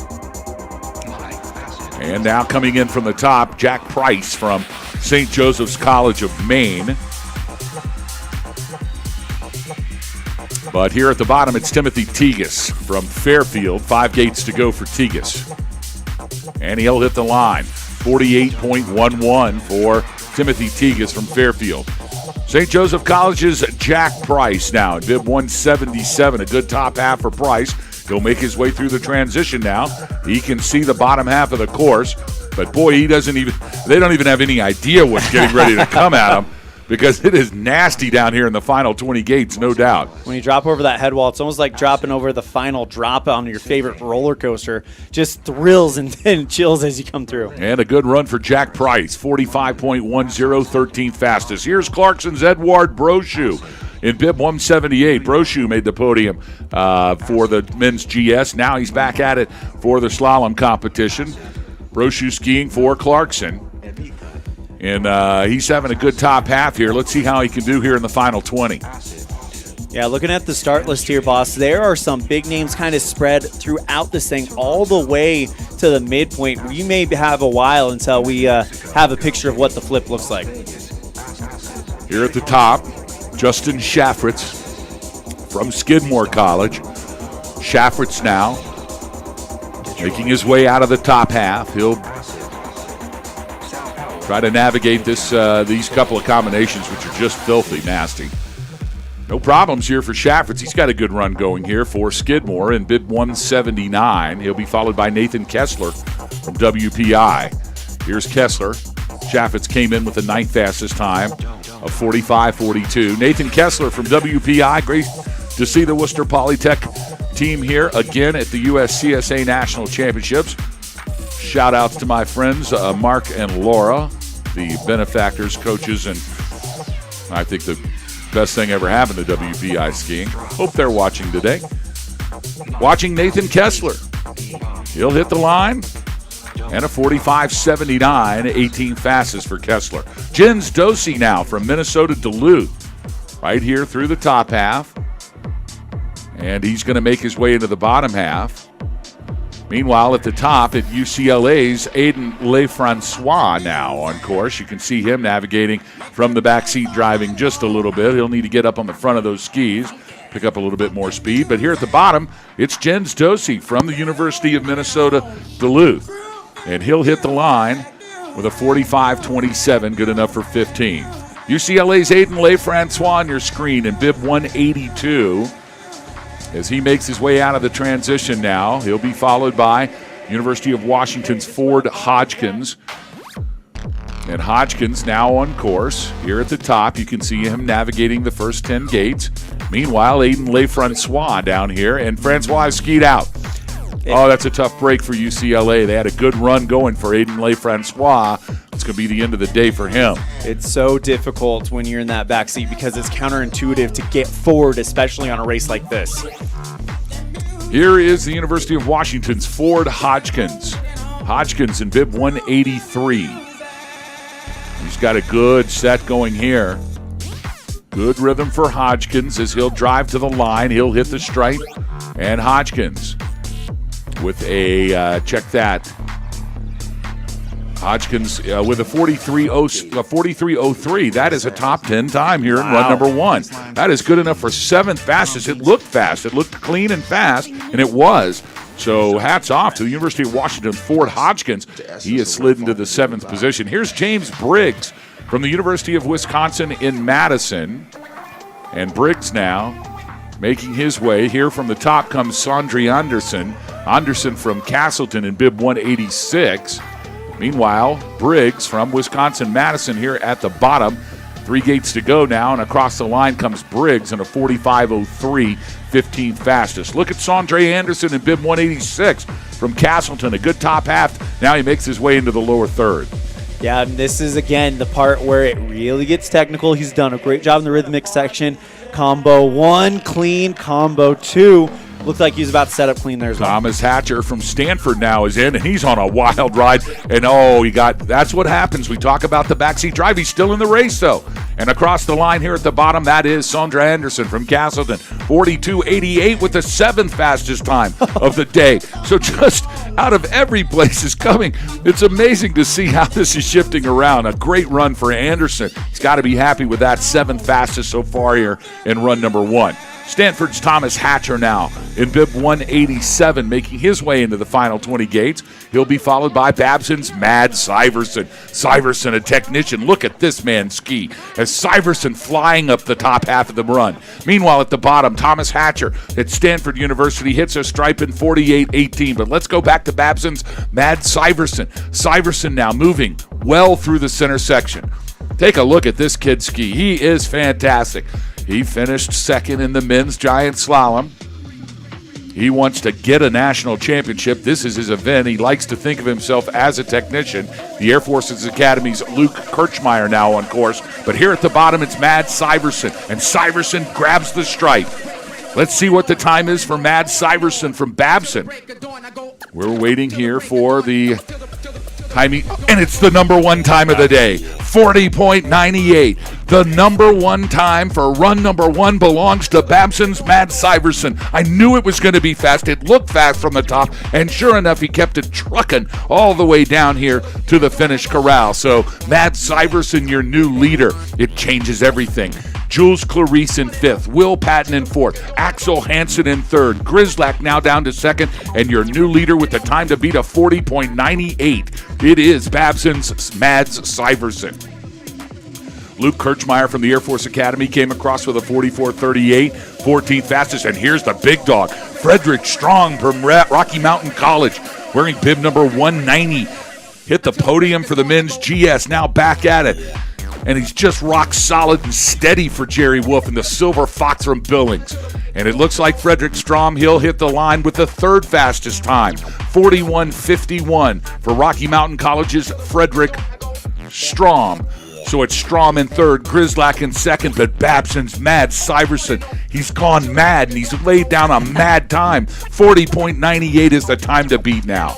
Here comes Northern Michigan University's Reed Heathman in bib number 191. They can get a big run from him. That'd be awesome because Heathman, teammate Grislack, looking good. Heathman has now hit the stripe here. We've got a little delay in our timing system. We're going to take a look at what Northern Michigan University's time looks like as soon as it comes up. And that is the 15th fastest, 44.02. So Charlie Steele now. Steele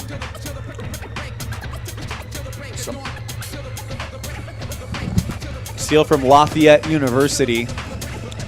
Coming down right now.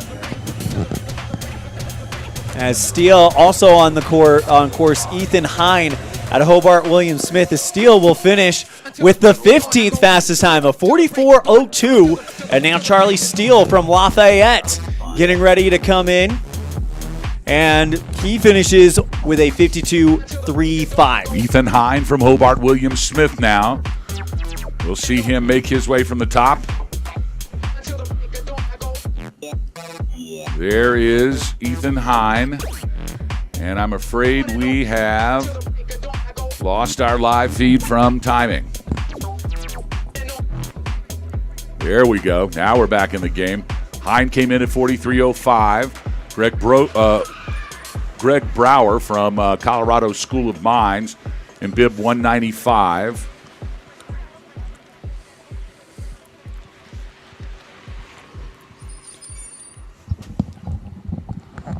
And it looks like Greg Brower here coming to the finish line. Bib number 195, he'll hit the stripe, and Brower will cross. Yeah, it looks like we've got a freeze here in our timing screen. So we're going to try to get that fixed up for you. 44:76 for Brower. Travis Reardon now from the University of Massachusetts.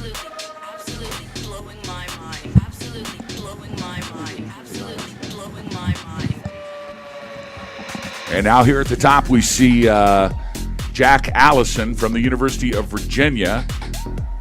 Meanwhile, and Jack Allison has gone down here.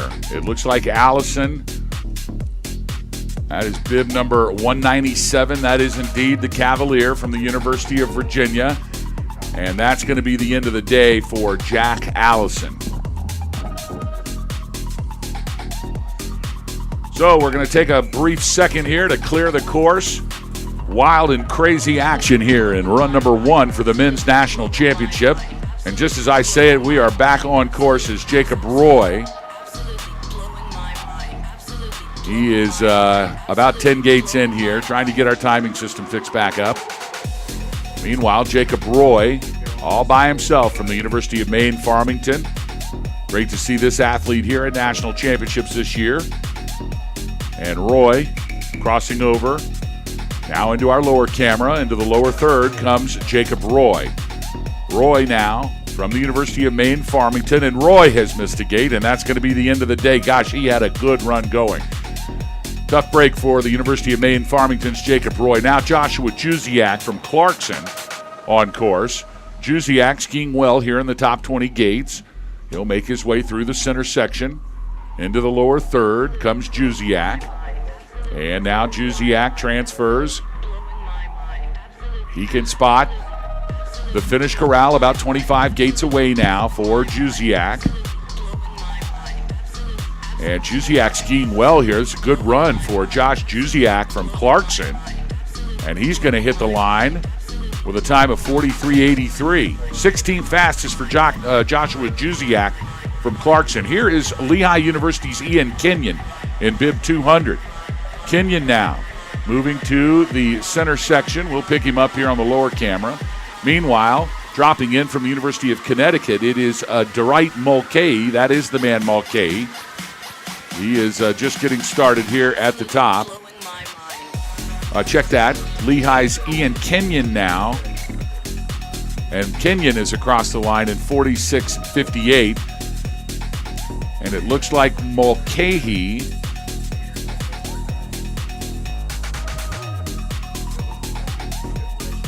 timing is Caleb Gordon from St. Joseph's College of Maine is being shown here on the timing screen. And it looks like, well, we'll see if that is Caleb Gordon. It looks like it is Caleb Gordon. And they are going to DNF Caleb Gordon. Meanwhile, let's take a look and see if we can see that bib number right there. Is that 202, Caleb Gordon? That is Caleb Gordon. That is Caleb Gordon. So he has not been retired.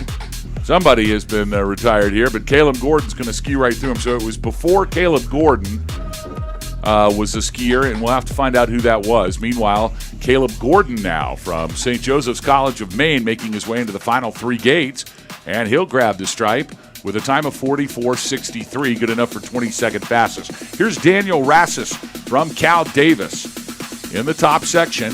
He'll be followed by Wyatt Schultz from St. Olaf, who awaits his first run in the start shack through the center section now. And into the lower third comes Daniel Rassis. Rassis skiing well now through the tough technical part. Here at the top, Wyatt Schultz is dropped in from St. Olaf wearing bib number 204.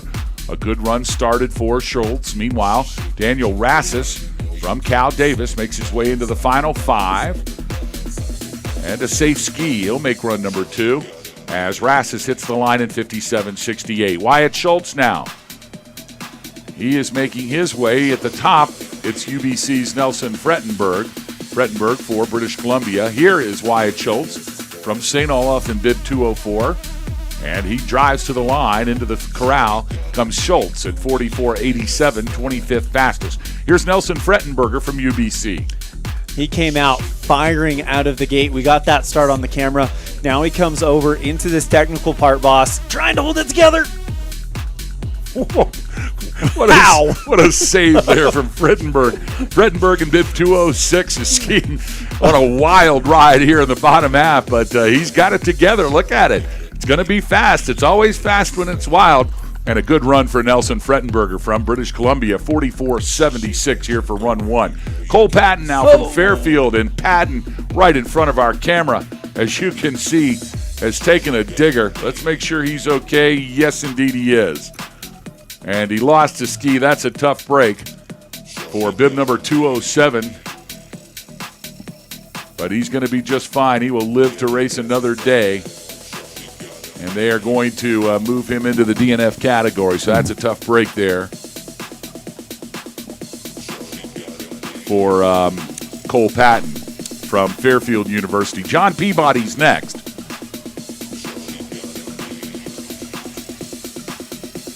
From the Claremont Colleges as he gets going here. Great to see the Claremont Colleges here. They've got a great program that's being represented in multiple disciplines here at this national championship. So this should be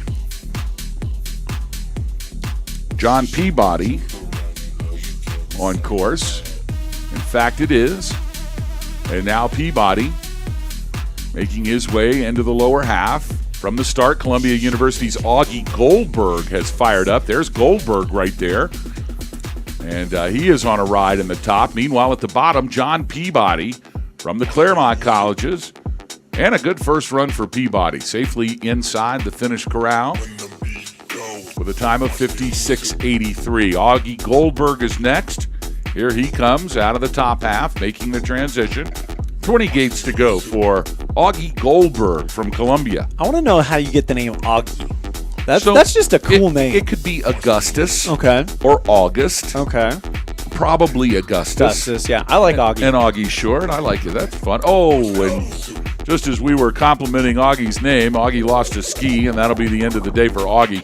No, check that. That was Charles Johnson. Augie has made it successfully across the stripe from Columbia University with a 54.20. But Charles Johnson from Oregon State University has skied off course in bib 210, and that's going to be the end of the day for Johnson.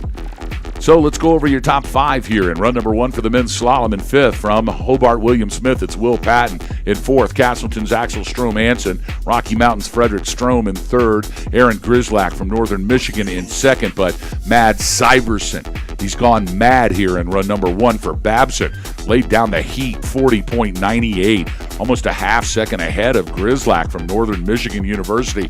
So Syverson, he ate the strawberries this morning and came out like a rocket ship here in run number 1. He has definitely laid down the gauntlet. 5 times, 5 different schools. This team competition is wide open right now. Who wants it? Back to live action. Here's Nicholas Uhazy in bib 211 from Michigan State University. Great to see the Spartans here at this 46th annual USCSA Nationals. And Uhazy making good time in the top half through the transition, and now to the lower third comes Uhazy. Again, he's in that rhythmic section. Here's that double combo. One good. Now he sets up. Oh, wow, he catch that gate coming into that turn. He was ready to launch to the moon. Somehow brought the ski tips back down. A little bit behind now, having to use that core strength, but a good recovery and a great first run for Michigan State's Nicholas Ueze. 47:33 is his time. James Kelly from Cornell now. 2:12 is the bib number. Kelly now has a good top half. Now he makes his way into this really technical part. It is rough here at the bottom of this slalom run for the men. Just when the legs have gone nuclear, it's you got to really think about what's going on. Here's Robbie Frazier from Stanford, the Cardinal, or the Tree, depending on which one you like. And across the stripe, it's James Kelly from Cornell in a 46:22. One thing we haven't quite talked about, we talked about that double combination at the bottom. Coach Luntagen is starting this run on a combination as well. So you're coming out the gate, getting one turn, and then you're into a combination, into the rhythmic, over the head wall, and now into a double combination before a tight turn to the finish. Absolutely diabolical set here.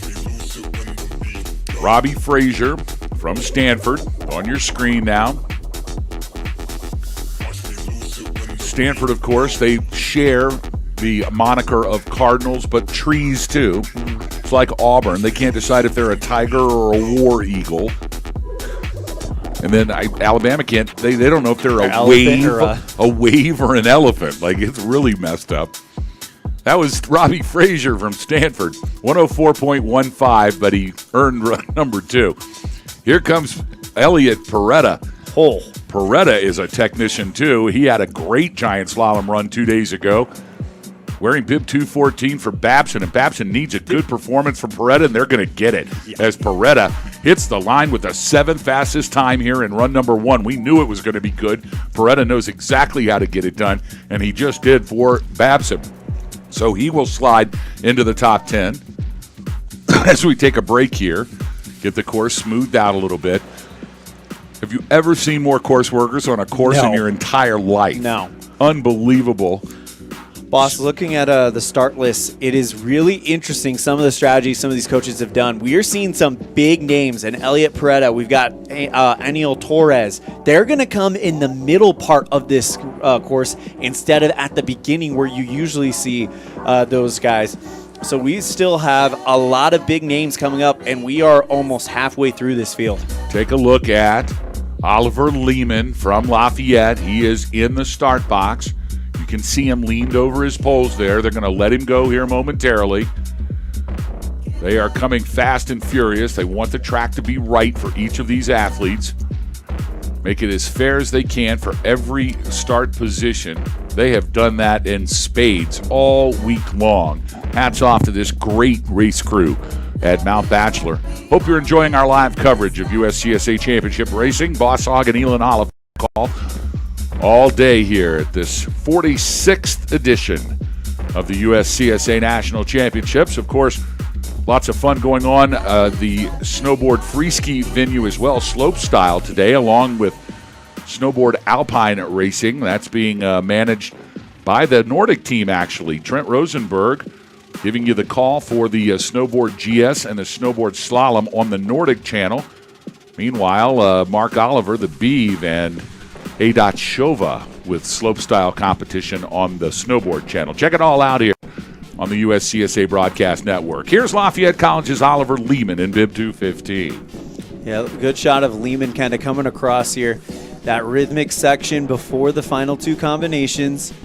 Great job managing that. You want it to look smooth. You don't want it to look like you're on the seat of your pants here. And right now, Lehman doing just that. Yeah, we call that a safe run. It's a businessman run. It is a businessman run because you don't get a second run if you blow up in the first one.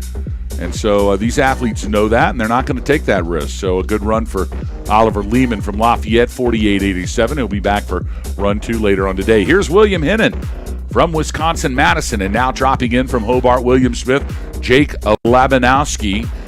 Here at the top, you can see Jake making his way. Oh, and Jake has gotten late. We're going to find out if he was able to recover there in just a second, but we're going to watch William Hennon here from Wisconsin-Madison hit the line in 49.27, and Jake Labanowski has indeed survived whatever wild ride he went on. He's back on course. Now through the center section into the lower third comes Labanowski. It's not a crash unless you actually stop. He kept his momentum going around the gate, popped right back up, great athleticism, and now he looks to finish this first run. 10 gates to go for Jake Labanowski from Hobart William Smith College, driving towards the finish line.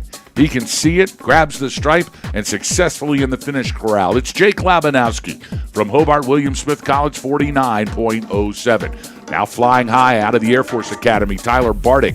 Bardick in bib number 218. Great to see the military academies represented here at this national championships.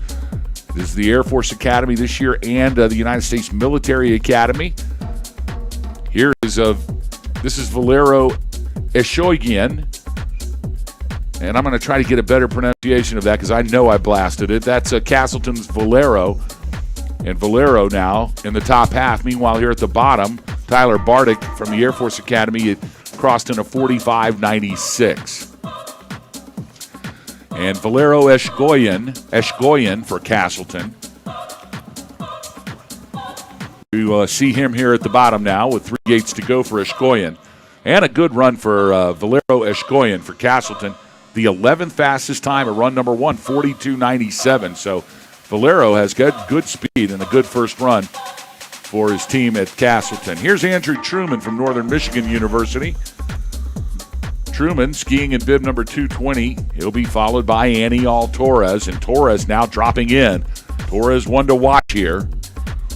Torres led the giant slalom 2 days ago for a long, long time. It was only at the very end that he slide down the podium. That was Andrew Truman from Northern Michigan, 45.17. But Aniol Torres from Rocky Mountain College in bib 221 on course. Yeah, Aniol, he was a big reason why they brought that national championship back to Billings. He's only a freshman as well, so you pair, man, the combination between him and Jules Clarice for the next 4 years. Crazy. That's going to be a team to beat. The Fox knows it too. Across the line, it's the Bear. Aniol Torres, the 9th fastest time, 42.26. So Coach Jerry Wolf has got him stacked throughout the entire run order here, and everyone is delivering for Coach. It was a different story 2 days ago in the giant slalom where they had to hang on tight just to get 3 competitive times, but today they're back into form, and everybody's skiing well for the Battling Bears. Here's Michael Worley from Syracuse in bib 222. He'll be followed by Santiago Pastor from Fairfield. And here into the center section, dropping into the lower third, comes Michael Worley. Orange and purple. I like that combination. That's a good-looking speed suit and a good-looking run. Great job through that combination by Michael as he's going to set up for the final turn. Michael Worley now from Syracuse, making good time here in the lower half and across the line. He'll hit it at 45.23. Santiago Pastor from Fairfield now, making his way out of the top section into that center transition. And there really is a lot of elevation change at the top and the bottom of this run, but there's that section in the transition that's relatively flat, and it kind of confuses the ski racers as they change speeds and change pitch real quickly. Yeah, that's a good point. A lot of people, whoa, what a recovery there by Santiago. Well, that's a good point. A lot of people would think, oh, it's flat, it's a chance to catch your breath. No, it breaks your rhythm, and you got to start all over again in some ways. Always the sign of a championship ski trail, and that is exactly what this one is. The Thunderbird Trail here at Mount Bachelor, historic homologated ski run. We have used it for the men's and women's giant slalom and slalom. And Santiago Pastor from Fairfield across in 52.68. Here's Tyler Jensen from the University of Virginia in bib 225. The Cavaliers traveling all the way from the East Coast as far west almost as you can be. And they have brought a great alpine program here to nationals this year as Tyler Jensen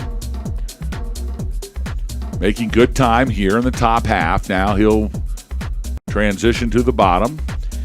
That must mean that Jordan Bell out of Lafayette might have run into some trouble at the top part of the course. Indeed he did. Good eye there. Bib number 224, Jordan Bell has skied off course And unfortunately, that'll be the end of the day for Bell. Meanwhile, Tylen Jansen from UVA. And there is Colin Rathbone, St. Joseph Colleges of Maine's Colin Rathbone. One of the twins has skied off. And let's see. Wait a minute. He can do it. He can hike for it. You can't lose a ski, but you can lose a pole. Okay. Here's what's going through Colin Rathbone's mind right now. The only skier he wants to beat more than anyone else is his brother. Yeah. His brother is not in this race, so he has to post a time. You know that for a fact. Oh, yeah. Is that right? You studied that.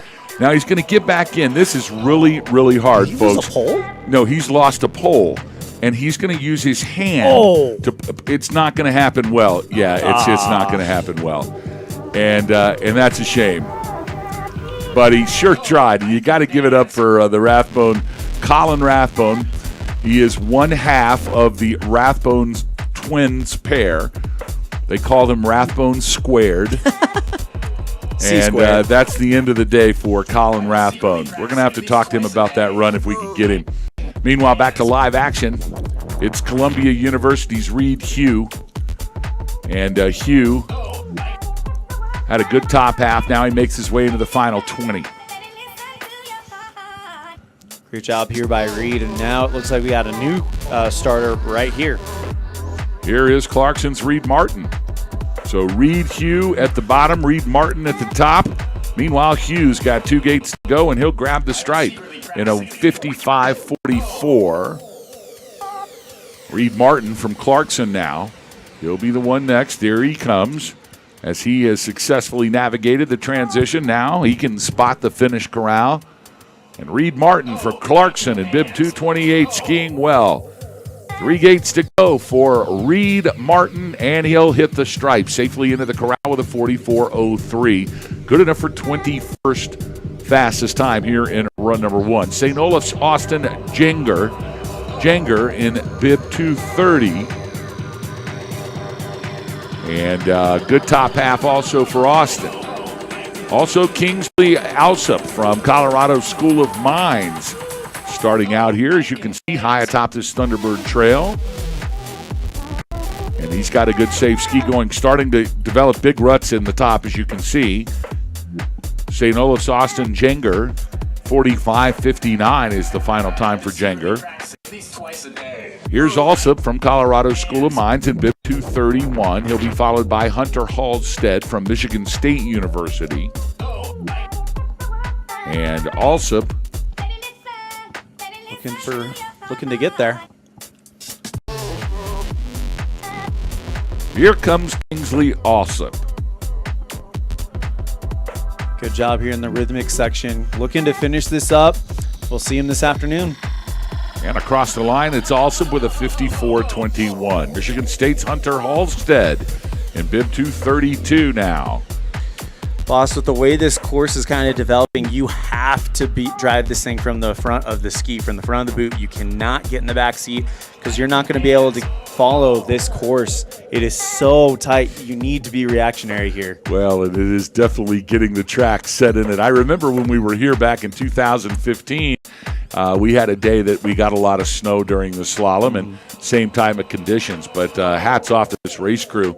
It is still remaining extremely flat inside. If you just follow, don't get out of the track now. Yeah. If you get out of the track, you'll head to the moon. Hunter Halstead across from Michigan State with a 50.50, and Marco Smitron from University of British Columbia in bib 233 now on your screen. And this has kind of become a little bit of a bobsled race is what we would call it, where you have to find the track, just stay in it, find your shortest way through the track. But these young men are doing a great job. Here's Nils Streeten from Oregon State, skiing out of Corvallis. And here at the bottom, it is Marco Smitron, and Smitron from UBC with a time of 51.15. OSU back at the USCSA Nationals. Great to see them here. The Beavers out of Corvallis. Hometown favorites here at Mount Bachelor. Everybody, all the locals gathered around here, the finish corral, and up and down the run. They're cheering for the Ducks and the Beavers. You got to be one or the other when you live in Oregon. You can't be both. Maybe you can at this event because the Ducks aren't in the girls, but the Beavers are, and vice True. versa. No, that's funny. They won't cheer for each other. It's just they won't do it. Although, funny enough, the kids hang out together and love each other and act like they're on the same team. So just when I say that, that's us football fans talking is what it is. Here we are back to live action. This is Ryan Ruprecht from Cornell on a wild ride, and he's still in it. He had to scrape all the speed, but somehow, some way, he's in it, and he's going to finish and get a second run. What an incredible recovery for Ryan Ruprecht from Cornell in bib 235. He'll be back to fight again later on this afternoon in run number 2. He should have been bucked off at least 3 times in that run there, boss. Here is Preston Bolus. Bolus had a good performance in the GS 2 days ago, wearing bib number 236, the Husky. And now he is making his way down into the final 15 gates. They'll be looking for a good time for Bolus. He's one of the speed demons for UConn. And 50.78 for Preston Bolus. He looks like he might have struggled a little bit high atop this Thunderbird Trail. Meanwhile, Max Vigneris from UMass in bib 237 with a good top half. He'll make his way and spot the lower third. Here comes Vigneris. And of course, UMass out of Amherst bringing the team, and they're looking for a team podium. They want something to go their way. They don't want to leave the national championships empty-handed, and it'll be up to Max Vigneris and company. Vigneris across the line with 47.06. Now Cal Davis's Alexander Chickering in bib 238. Chickering was cold, so he just said, I'm skiing in a jacket today because it's cold. Yeah. Also additional padding. I would ski in one of those ski suits that look like Ralphie. You know what I'm talking about, right? Oh, yeah. I know exactly what you're talking about. Cal Davis's Alexander Chickering at 238 is the number. Here he comes into the final 5. Punching the gates, the heads of his opponents attached to the top. Oh, boy. That's how slalom began. You didn't know that? It's exactly how it started. According to... The sport of kings. According to... Alex Beatty. Got it. Alex Beatty said that the sport of kings was kings would cut off the heads of their opponents and put them on the tops of poles and then ski down mountains while the poles were separated, and that was a sign of victory and power. And I believed that for a long time. I've told that story many a day. You didn't know that's how the slalom got started? Nope, that's Ask not anybody. Know that one, Really, go to ChatGPT. It'll tell you. You just enter it. Colgan O'Keefe from Maine Farmington with a 44.53 across the line. Now Jacob Hardy from the Claremont Colleges. He'll be next. And firing up from the start, Northern Michigan University's Kyan Hopke. Hopke had a great GS, so we'll be looking for good things from NMU's Hopke. So I'll take a look at Hopke right here. Oh, yeah, this is a big run for NMU. They already have Grizzlack. If they can get Hopke in there, they could be. Yeah, it's aggressive. It's no doubt about it. Here's the Claremont College's Jacob Hardy, but meanwhile, Northern Michigan University's Kyan Hopke now making his way through the lower third. He's got good speed. Take a look at this. Man, quick through that transition. Great job on that final turn. Bring it home. Here comes Hopke. 4 gates to go. He's letting it all hang out. He wants a good time for NMU. He's going to get it, too. Hopke with the 5th fastest time of the day. So, from the late starting position for Kyan Hopke from Northern Michigan University, he has definitely made the contribution to his team, 41.71. And Hopke is tied for 5th with Will Patton, and he's only 0.3 of a second behind the second fastest Aaron Grizzlack. So Hopke's got a real chance. He can do it with a big run here in run number 2. And NMU set up strong in the team competition. Northern Michigan can get it done. They have the skill set. They've got the talent. Now they'll just need the performance and the execution. There's Hobart Williams-Smith's Jack Meager. Meager with a 47.53. Now Zach Bion from Rocky Mountain College. This isn't his first rodeo either, as Bion knows how to get it done for the Battling Bears. Take a look at Coach Jerry Wolf spreading. Oh, and he's so aggressive. Unbelievable recovery for Bion. Wow. Bion could have bit it right there, but he didn't. He used the core strength to gather it back together somehow, some way, and he's going to post a time for the Fox. Zachary Bion, 44.34. 23rd fastest, but most importantly, another posted time for Jerry Wolf and the Battling Bears. Boy, they do know how to get it done up there in Billings, don't they? Absolutely. They get it done time time again.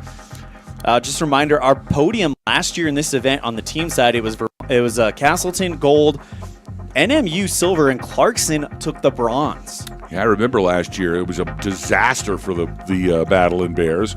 Everybody blew out. But that's what ski racing is. Like, that's how it works. What a great year last year it was for Vermont State University Castleton. And just to see that podium was fantastic. Lafayette College's Michael Martirano is Martirano, sorry about that. Michael Martirano wearing bib 244 now coming down. And at the top, it's Babson's Connor Roy. Here's Connor as he makes his way into the first 25 gates. A good top half here for Roy. Check that. Michael Martirano now has come across the line. 1:00:31 for Martirano, skiing for Lafayette College. Here's Babson's Connor Roy. Bib 245 now out of the transition into the lower third. He can spot the finish line. 20 gates to go for Roy. Tell you what, Babson also squarely in this team competition. How'd he direct that? Oh, he didn't do it. Tough break for Connor Roy. Thought he was going to be able to pull it back together, but he straddled the gate. That's going to end the day for Babson's Connor Roy. Right behind him, flying high out of Colorado Springs and the Air Force Academy, it's Clayton Johnson. Clayton in bib 246 now. He's going to make sure that he does everything he can to get into this second run. He's got a fast run going here. Good form for Clayton Johnson. Now up the top, dropping in, Lucas Pons on course for Vermont State Castleton. Here comes Lucas, and Lucas getting shot around. Those top gates have definitely got some ruts that have developed. You can't get out of the track. Get out of the track, and you're going on a ride. But Clayton Johnson from the Air Force Academy, he rode it hard all the way to the bottom, 53.06 in run number 1 for Johnson. Lucas Pons now has skied out. That is the end of the day for Lucas Pons. That's a tough break for Vermont State at Castleton. They'll say goodbye to Lucas Pons. Here is a Lucas Kyleman, actually, from Wisconsin-Madison in bib 248 on camera. And he's looking good through the transition. He'll make his way down to the lower third now. He can spot the finish line. Here comes University of Wisconsin-Madison's Lucas Kyleman. We'll see if he can pull something together here. Doing a great job, keeping it nice and smooth. Coming around that turn and now heading for the finish. We'll see him this afternoon. 3 gates to go for Kyleman. In bib 248, he'll grab the line in a 51.08. Philip DeAndrea from the University of British Columbia now on course, wearing the optic orange helmet. I like this speed suit combo too. UBC's Philip DeAndrea, bib 250.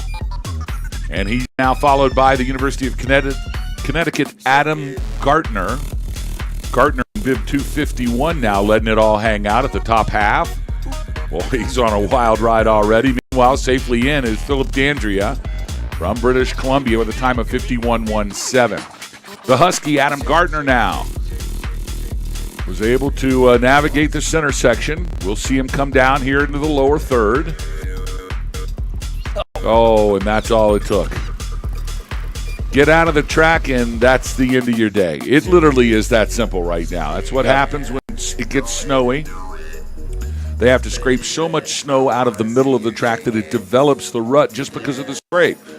So you got to stay in, and if you get late or you're early, if there's any kind of timing problem there, especially if you're late, you get out of the track, and once you're out of the track, the show's over. Adam Gardner from UConn, 57.50. Now Oregon State's Johnny Hansis. Johnny Nitrain Hansis in bib number 252. Now this looks like that this is Victor Lancon. Victor Lancon from Cornell. That is Victor. Victor's wearing bib 253. So it apparently Johnny Hansis, the Nitrain from Oregon State, has skied off course. He has, and is now being placed in the DNF folder. So a tough break for Johnny Nitrain Hansis. Victor Lancon from Cornell, though, he'll be able to successfully manage this big run number 1 for the men's slalom. And he's across in 47.98. Well, Watch out for Columbia's Matthias Habal-Shore. Wearing bib 255, and he's already hiking. But back on course, it's Habal-Shore. He's wearing bib 255. He'll be followed by Thomas Iceberg. The iceberg himself. So big, he killed the Titanic. He did. So this is Habal-Shore. Matthew Jew of University of California, Davis either DNF or did not start today. That looks like the end of Matthias Habal-Shore from Columbia University, bib 255. And he has lost his ski, and so that will be the end. I'm going to verify that now. Yes, that's the end of the day for Habal-Shore. Looks like Iceberg might have had some trouble at the top. Yeah, where is Iceberg? He should be down by now. Oh, that's him right there. That's the end of the day for Iceberg.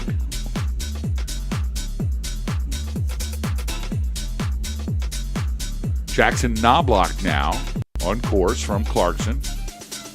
Looks like Knobloch's going to have a course all to himself. As a result of Habal-Shore and Iceberg both skiing out.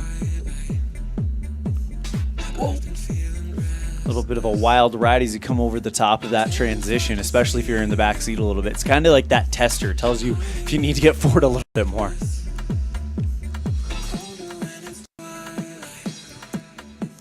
Here comes Jackson Knobloch from Clarkson. Knobloch wearing bib 257. He'll hit the line 44.35, 24th fastest for Knobloch. We'll see if that holds up here. Everybody, of course, trying to make that top 30 time. We'll take the top 30, reverse their order. We call it the flip in alpine ski racing, and that's the order they'll come down in run number 2. We'll take the times here from run 1, add them to the time of run 2, and that's how we'll determine our national champion. Here's Nathan Dricker from Lehigh University. He's followed by Alexander Ball. Ball now dropping in from Colorado State. Check that. Colorado School of Mines. But here at the bottom comes Lehigh University's Nathan Dricker. And Dricker across the line, 52.81 for Driver. Alex Ball. Alex doing a really good job keeping the hands forward, blocking off the poles with everything that he's got here.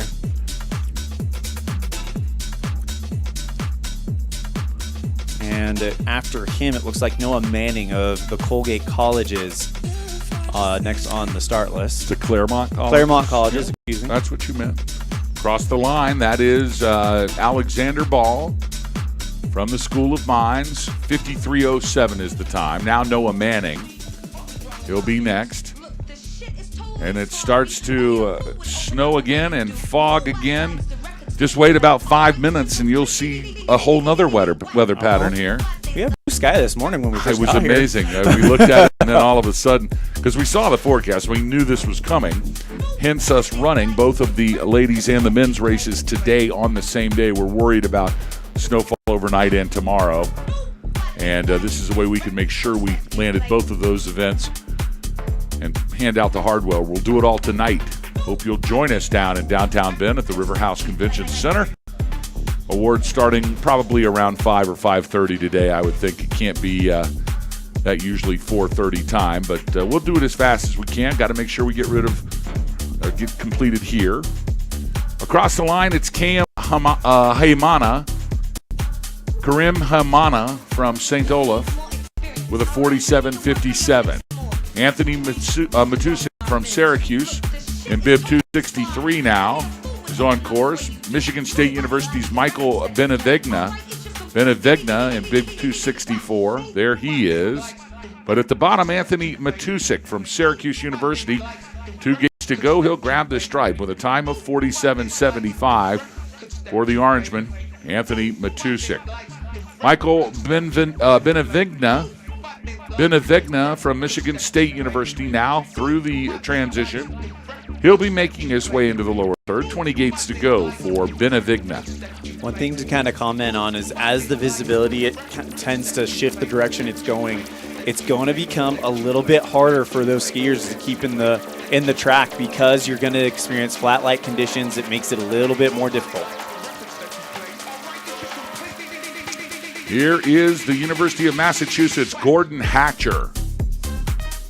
Hatcher now. He is skiing well for the zoo. Western Massachusetts finest. Here at the top, Sam Plummer from St. Joseph's College of Maine. He's just getting started here with bib number 266. Meanwhile, here at the bottom, Gordon Hatcher from UMass hits the stripe of 53.10. Sam Plummer. Here goes Sammy. Yeah, you can see it gets a little bit cloudy. This is where that flat light kind of comes into effect. And it's harder to differentiate the snow from the area around you. So it's going to be a little bit more harder to identify that track. But right now, he's doing a great job. And into the finished corral comes Sam Plummer from St. Joe's. 266 is his bib number, and 55.57 is his time. So no change in your top five. Still Will Patton and Kyan Hopke tied for fifth. Fourth place belongs to Axel Stram-Hansen. In third, Frederick Strom. Then Aaron Grislak in second. But still your leader. And the time to beat a 40.98 from Babson, it's Mads Syverson. As it sits right now, both Grislak and Syverson getting one promotion on the podium, as Grislak took the bronze and Syverson took the silver. Your champion last year, Lorenzo Meccaccini. Now he is the coach. Well, this happens often. Want to shout out Paul Reckberger, national champion from, what did we say, 2018? Yep. Yeah, Lake Placid 2018. He just stuck his head into the broadcast shack here. Always great to see Paul Reckberger, a true champion for the USC. One of many, of course, but a true champion and leader. Living out in Salt Lake City now. Of course, Paul and I share a birthday, so we always say happy birthday to each other on our birthdays. But this happens a lot. You see, of course, he coached Clarkson after he left Castleton. Skied for Chris Ader. A national championship, and then went on to Clarkson to coach Clarkson. His win in 2018 had to have been one of the most spectacular, thrilling sports competitions, period, I've ever seen. That was a great race. That was an amazing race. Well, and it was because it wasn't just Paul that was involved in the victory. Yeah. It was Fogy. Yeah, it was Andraj Reich Poglovich skiing for Rocky Mountain College, and it just was the most fantastic 2 runs of skiing I've ever seen. I loved it. One of my favorite moments in USCSA ski racing history.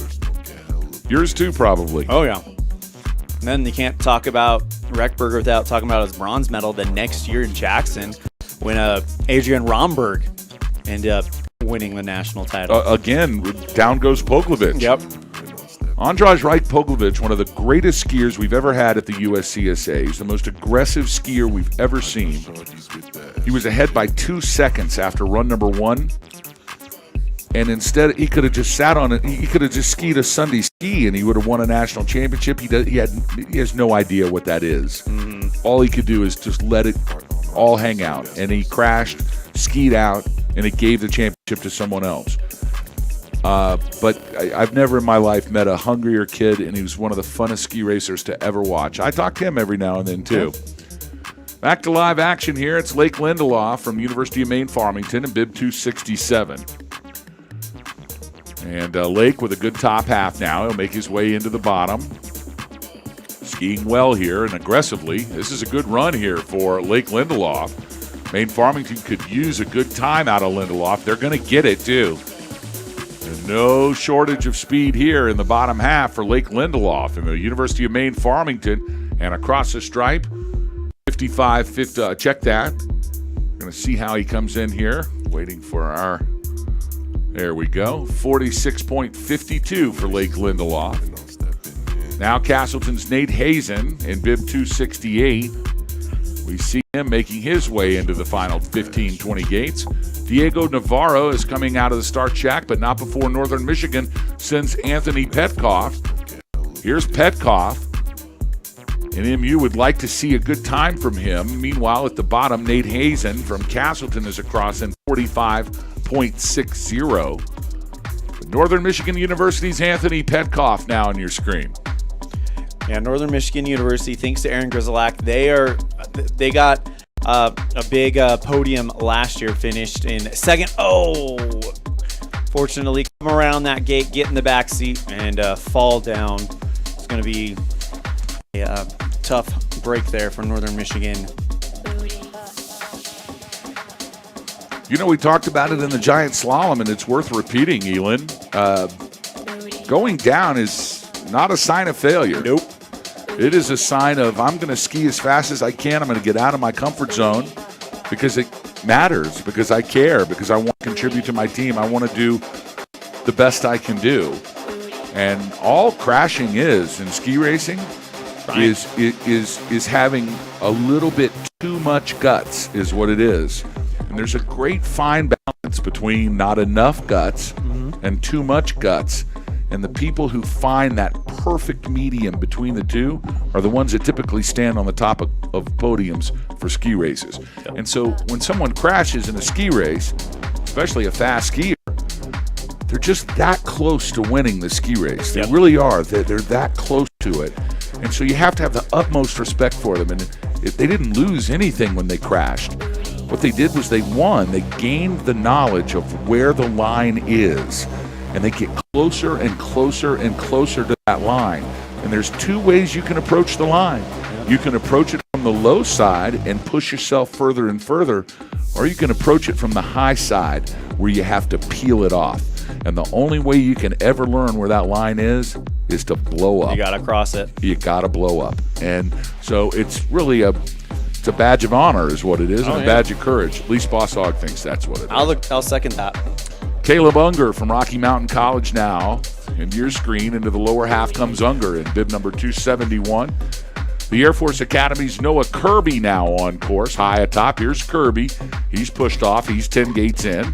So all of that means that Diego Navarro out of University of Wisconsin-Madison must have run into some trouble. He must have, because he's on the DNF line. And Caleb Unger, though, from Rocky Mountain, he'll post up at 44.08.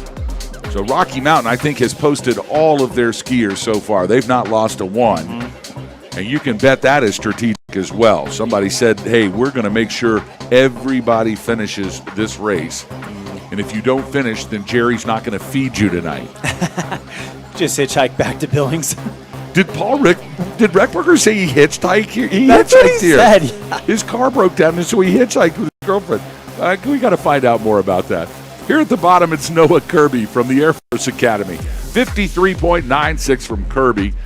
Meanwhile, Hobart Williams' Luke Ward is on course. He's wearing bib 273, and now pushing off from the top, it's Lafayette's Jack Blackmar. Blackmar wearing bib number 274. We'll come down to the bottom cam now as Luke Ward from Hobart William Smith College making his way into the final gates, and a good run for Ward. He'll post a 47.61 here in run number one, and Jack Blackmar has lost a ski, and he will hike back up just to recovery a ski. Can't put it back on and start again, so that's the end of the day, sadly, for Jack Blackmar at Lafayette, but a good try. And again, like we said, you can't find what the line is until you cross it. And he went just a little too fast inside that red gate. So a tough break for Blackmar. It's Mock Patel now from Babson in bib 276. He is in the box waiting for the release. He should get started momentarily here. Could be a big run for Babson. They've had a good day today. Let's see if they can keep it up. Well, here he goes. This is Mock Patel in bib 276, skiing for Babson. And a good top 10 gates for Patel. That's a tough section right there. They get going quick. It is steep, and you're at full terminal velocity speed by the third gate. And you can just tell, good rhythm here for Patel as he makes his way through the transition now into the lower third. 21 gates to go for Patel. You know, ski racing is a whole game of fine lines. There's a fine line between pushing too hard. There's a fine line between not pushing enough. There's also a fine line between being too far back on the skis and too far forward on the skis. And Patel was a little bit too far forward at one point, but he did a great recovery. He sure did. He'll hit the stripe at 47.31. So a good first run for Babson's Mock Patel. He'll be back for run number 2 this afternoon. Here is Dario Filidoro. Filidoro skiing for the University of Massachusetts in Amherst. He'll make his way now into the lower third. He'll be followed by Lehigh's Maximilian Nussbaum. Here's Nussbaum making his way into the first 10 gates. Notice the course workers trying to spread the snow out, clear it out, pushing it all out of the runs. We don't want snow. It's oddly enough in ski racing, you don't want this snow. You want it to be slick and firm like a pool table. As it looks like the time for Dano Filidoro, a 59.90. Maximilian Nussbaum from Lehigh University, excuse me. Oh, unfortunately, he is going to end up on the ground there. He's okay. It's like what we talk about all the time, boss, with the crashes. It just means you're pushing a little bit too hard. So a tough break for Nussbaum. That'll end his day. Michigan State's Henry Basler now on camera. You see him in bib 279. He'll be followed by Sam Steinberg from Cornell. And Basler from Michigan State, the Spartan. And skiing well here as he makes his way into the final third. Here at the top, it's Sam Steinberg from Cornell University in bib 280. A little bit in the back seat for Steinberg. Meanwhile, here at the finish, Henry Basler from Michigan State. He'll cross up at 52.52 for run number 1. Sam Steinberg now trying to get into the rhythm. Let's see how he does here in the lower half. You know, it's a whole different race in the lower half of one of these things because your whole body, it feels perfect at the start, and 25 seconds later, it feels like you got hit by a train already. And so you really have to have great physical conditioning just to last through these things. And they're short races. You know, when you have a race that's a 45-second or 55-second or a minute race, you say, oh, well, how hard can it be? It's just a minute. Mm-hmm. Yeah. You do it for a minute. Yeah, that's right. The other thing that makes this difficult is that kind of false splat as you come over the head wall, because you're at a steeper part when you start, but it really gets steep here at the finish. But before that, you kind of glide into that false flat, and it kind of gives you this sense of security, and then all of a sudden you're hitting the gas again. Lance Dolan from University of Maine Farmington, he just hit the gas, 46.70.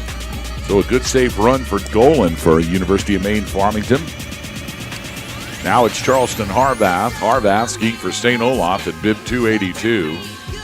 It's going to be harder and harder to find that track now, boss, because we do have flat light conditions. It's going to be harder to differentiate the snow from the area around you. So that is something that these ladder skiers are going to have to contend with. Harbath. He is going to hike for it. He's going to earn it. He wants a second run. He's still got his skis on. He's going to get around that gate. Now he's back in it. Now let's see if he can stay focused. Here is the hard part. Missing the gate's easy. Hiking is kind of hard, but finishing is even the hardest. And that will be the finish of his run. Why do you think it is that? Like I can almost predict it every single time. Because you've completely broken your rhythm. You've got to go back up to the top. And not only that, you're also in a rush because this is a race. You want to finish it as quickly as possible. If you hike, you know you're wasting precious seconds. You get to your spot, and then you're like, all right, I got to get going again. Tough break for Harbath. That's going to end the day for him. Meanwhile, UConn's Trevor Buckeridge.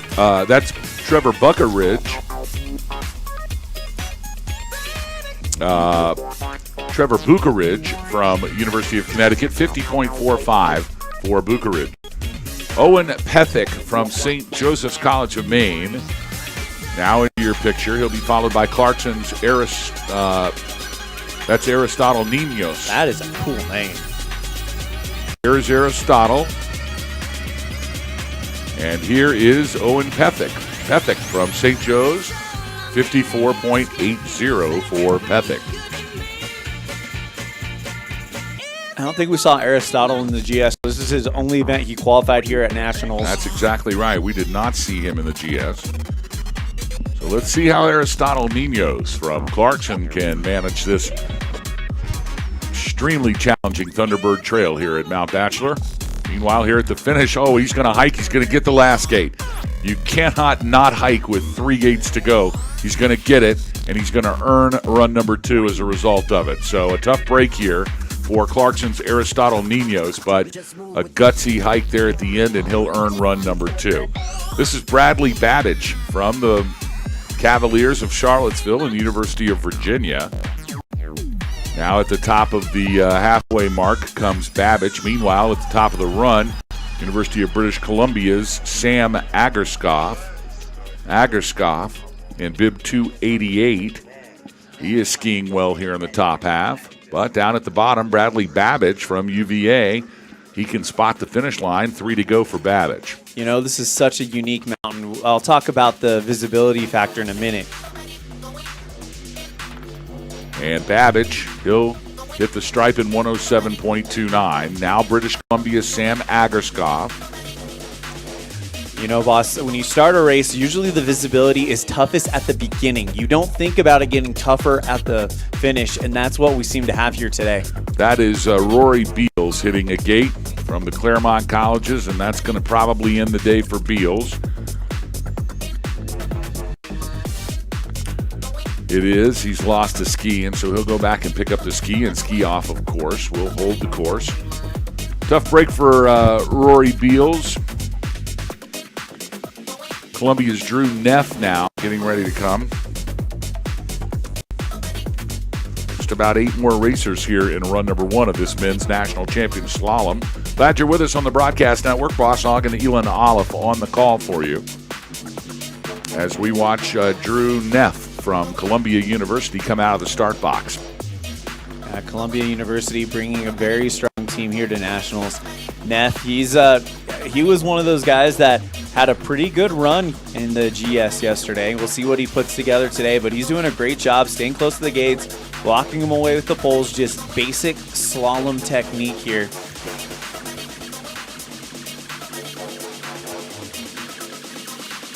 Justin Gray from Syracuse, he'll be next.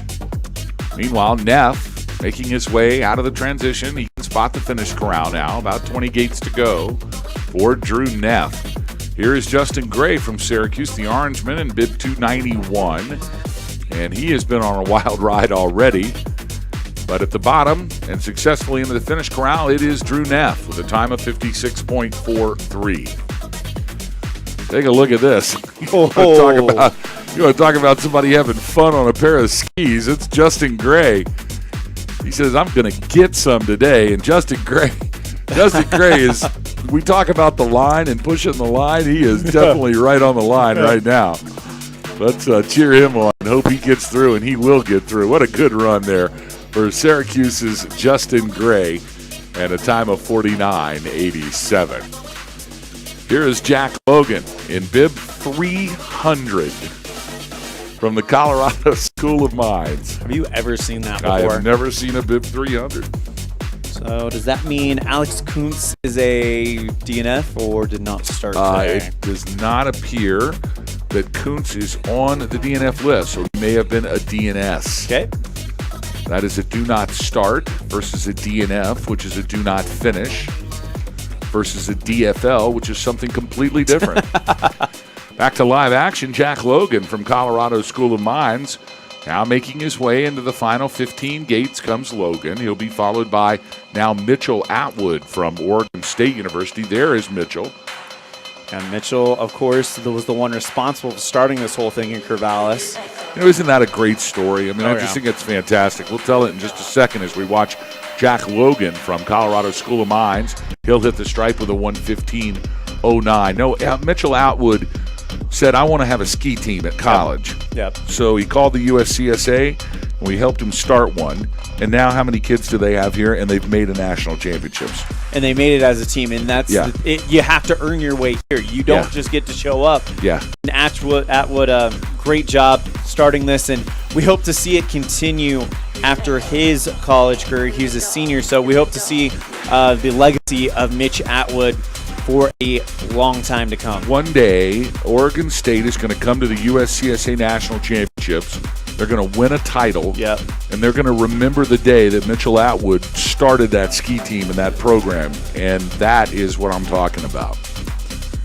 Good for you, Mitchell Atwood. Glad to have you here at Nationals this year. 101.27 for the Beaver from Corvallis. James Larman now, the man with the plan from the United States Military Academy. He has come across the line in a 46.33, so out of one of the last starting positions, he lays down the 50th fastest time. Now at the top, it's his teammate, Jonathan Jorgensen. And now Jorgensen making his way all the way into the middle section. James Larman leading the cadets from West Point. Now he awaits his teammate Jorgensen to make it down. Already a successful national championships for the United States Military Academy. Well, they'd like to see all of their racers. They only had 2 of their 5 racers down through the 2 runs of Giant Slalom 2 days ago. They're going to try to improve upon that. I'm sure that they discussed that as well. You know, in the day off, that's when you sit down and you have dinner with your team and you talk about it and you say, what are we going to do here in the slalom as a team? And they said, well, let's make sure everybody finishes run number 1. And so Jorgensen's done his part. He's across the line in a 58.92. And their teammate, Talon Clark, will be next. Boss, according to the start list, this is our final racer. It is our final racer. You are correct. Our last racer of run number 1, and he is on course. Here comes Talon Clark. And that is the last racer. They put the red line up. Going back to James Larman, he is your 2025 USCSA skier cross national champion. He sure was. He laid it down, showed him how to get it done. He'll bring that trophy home back to West Point. I understand they're going to give him an hour and a half off from his military duties. He gets 90 minutes. And they're going to give him an extra 5 minutes to eat lunch. Dude, I understand that they're on a timer for lunch. Yeah, I'm not kidding. I think they're on a timer for lunch. And that's what you, like when you get an extra 5 minutes to do something, that's the reward. So proud to have these kids here. Those cadets, man, the most dedicated, passionate guys. So congratulations to James Larman, our skier cross champion, future leader of America. And here's his teammate, Talon Clark. He hit the stripe in 101.27. So good job for the cadets from West Point. They got them all across today. They'll be back for run number 2, and we will too. But I'll tell you what, it's anybody's contest here. Elon, it is so stacked here in the top 10. It's anybody can win this thing. Like anything can happen. We've watched it so many times. I mean, you can come out of a run 1 of a national championship slalom with a 2-second lead and not win, like Pogge knows. And we're so close here. Let's go over our top 5. Tied in the 5th position, it's Northern Michigan University's Kyan Hopke and Hobart William Smith's Will Patton, both at 41.71. In the 4th slot, 41.64. That is Castleton's Axel Strom Hansen. In the 3rd position, 41.51, Rocky Mountain's Fred Strom.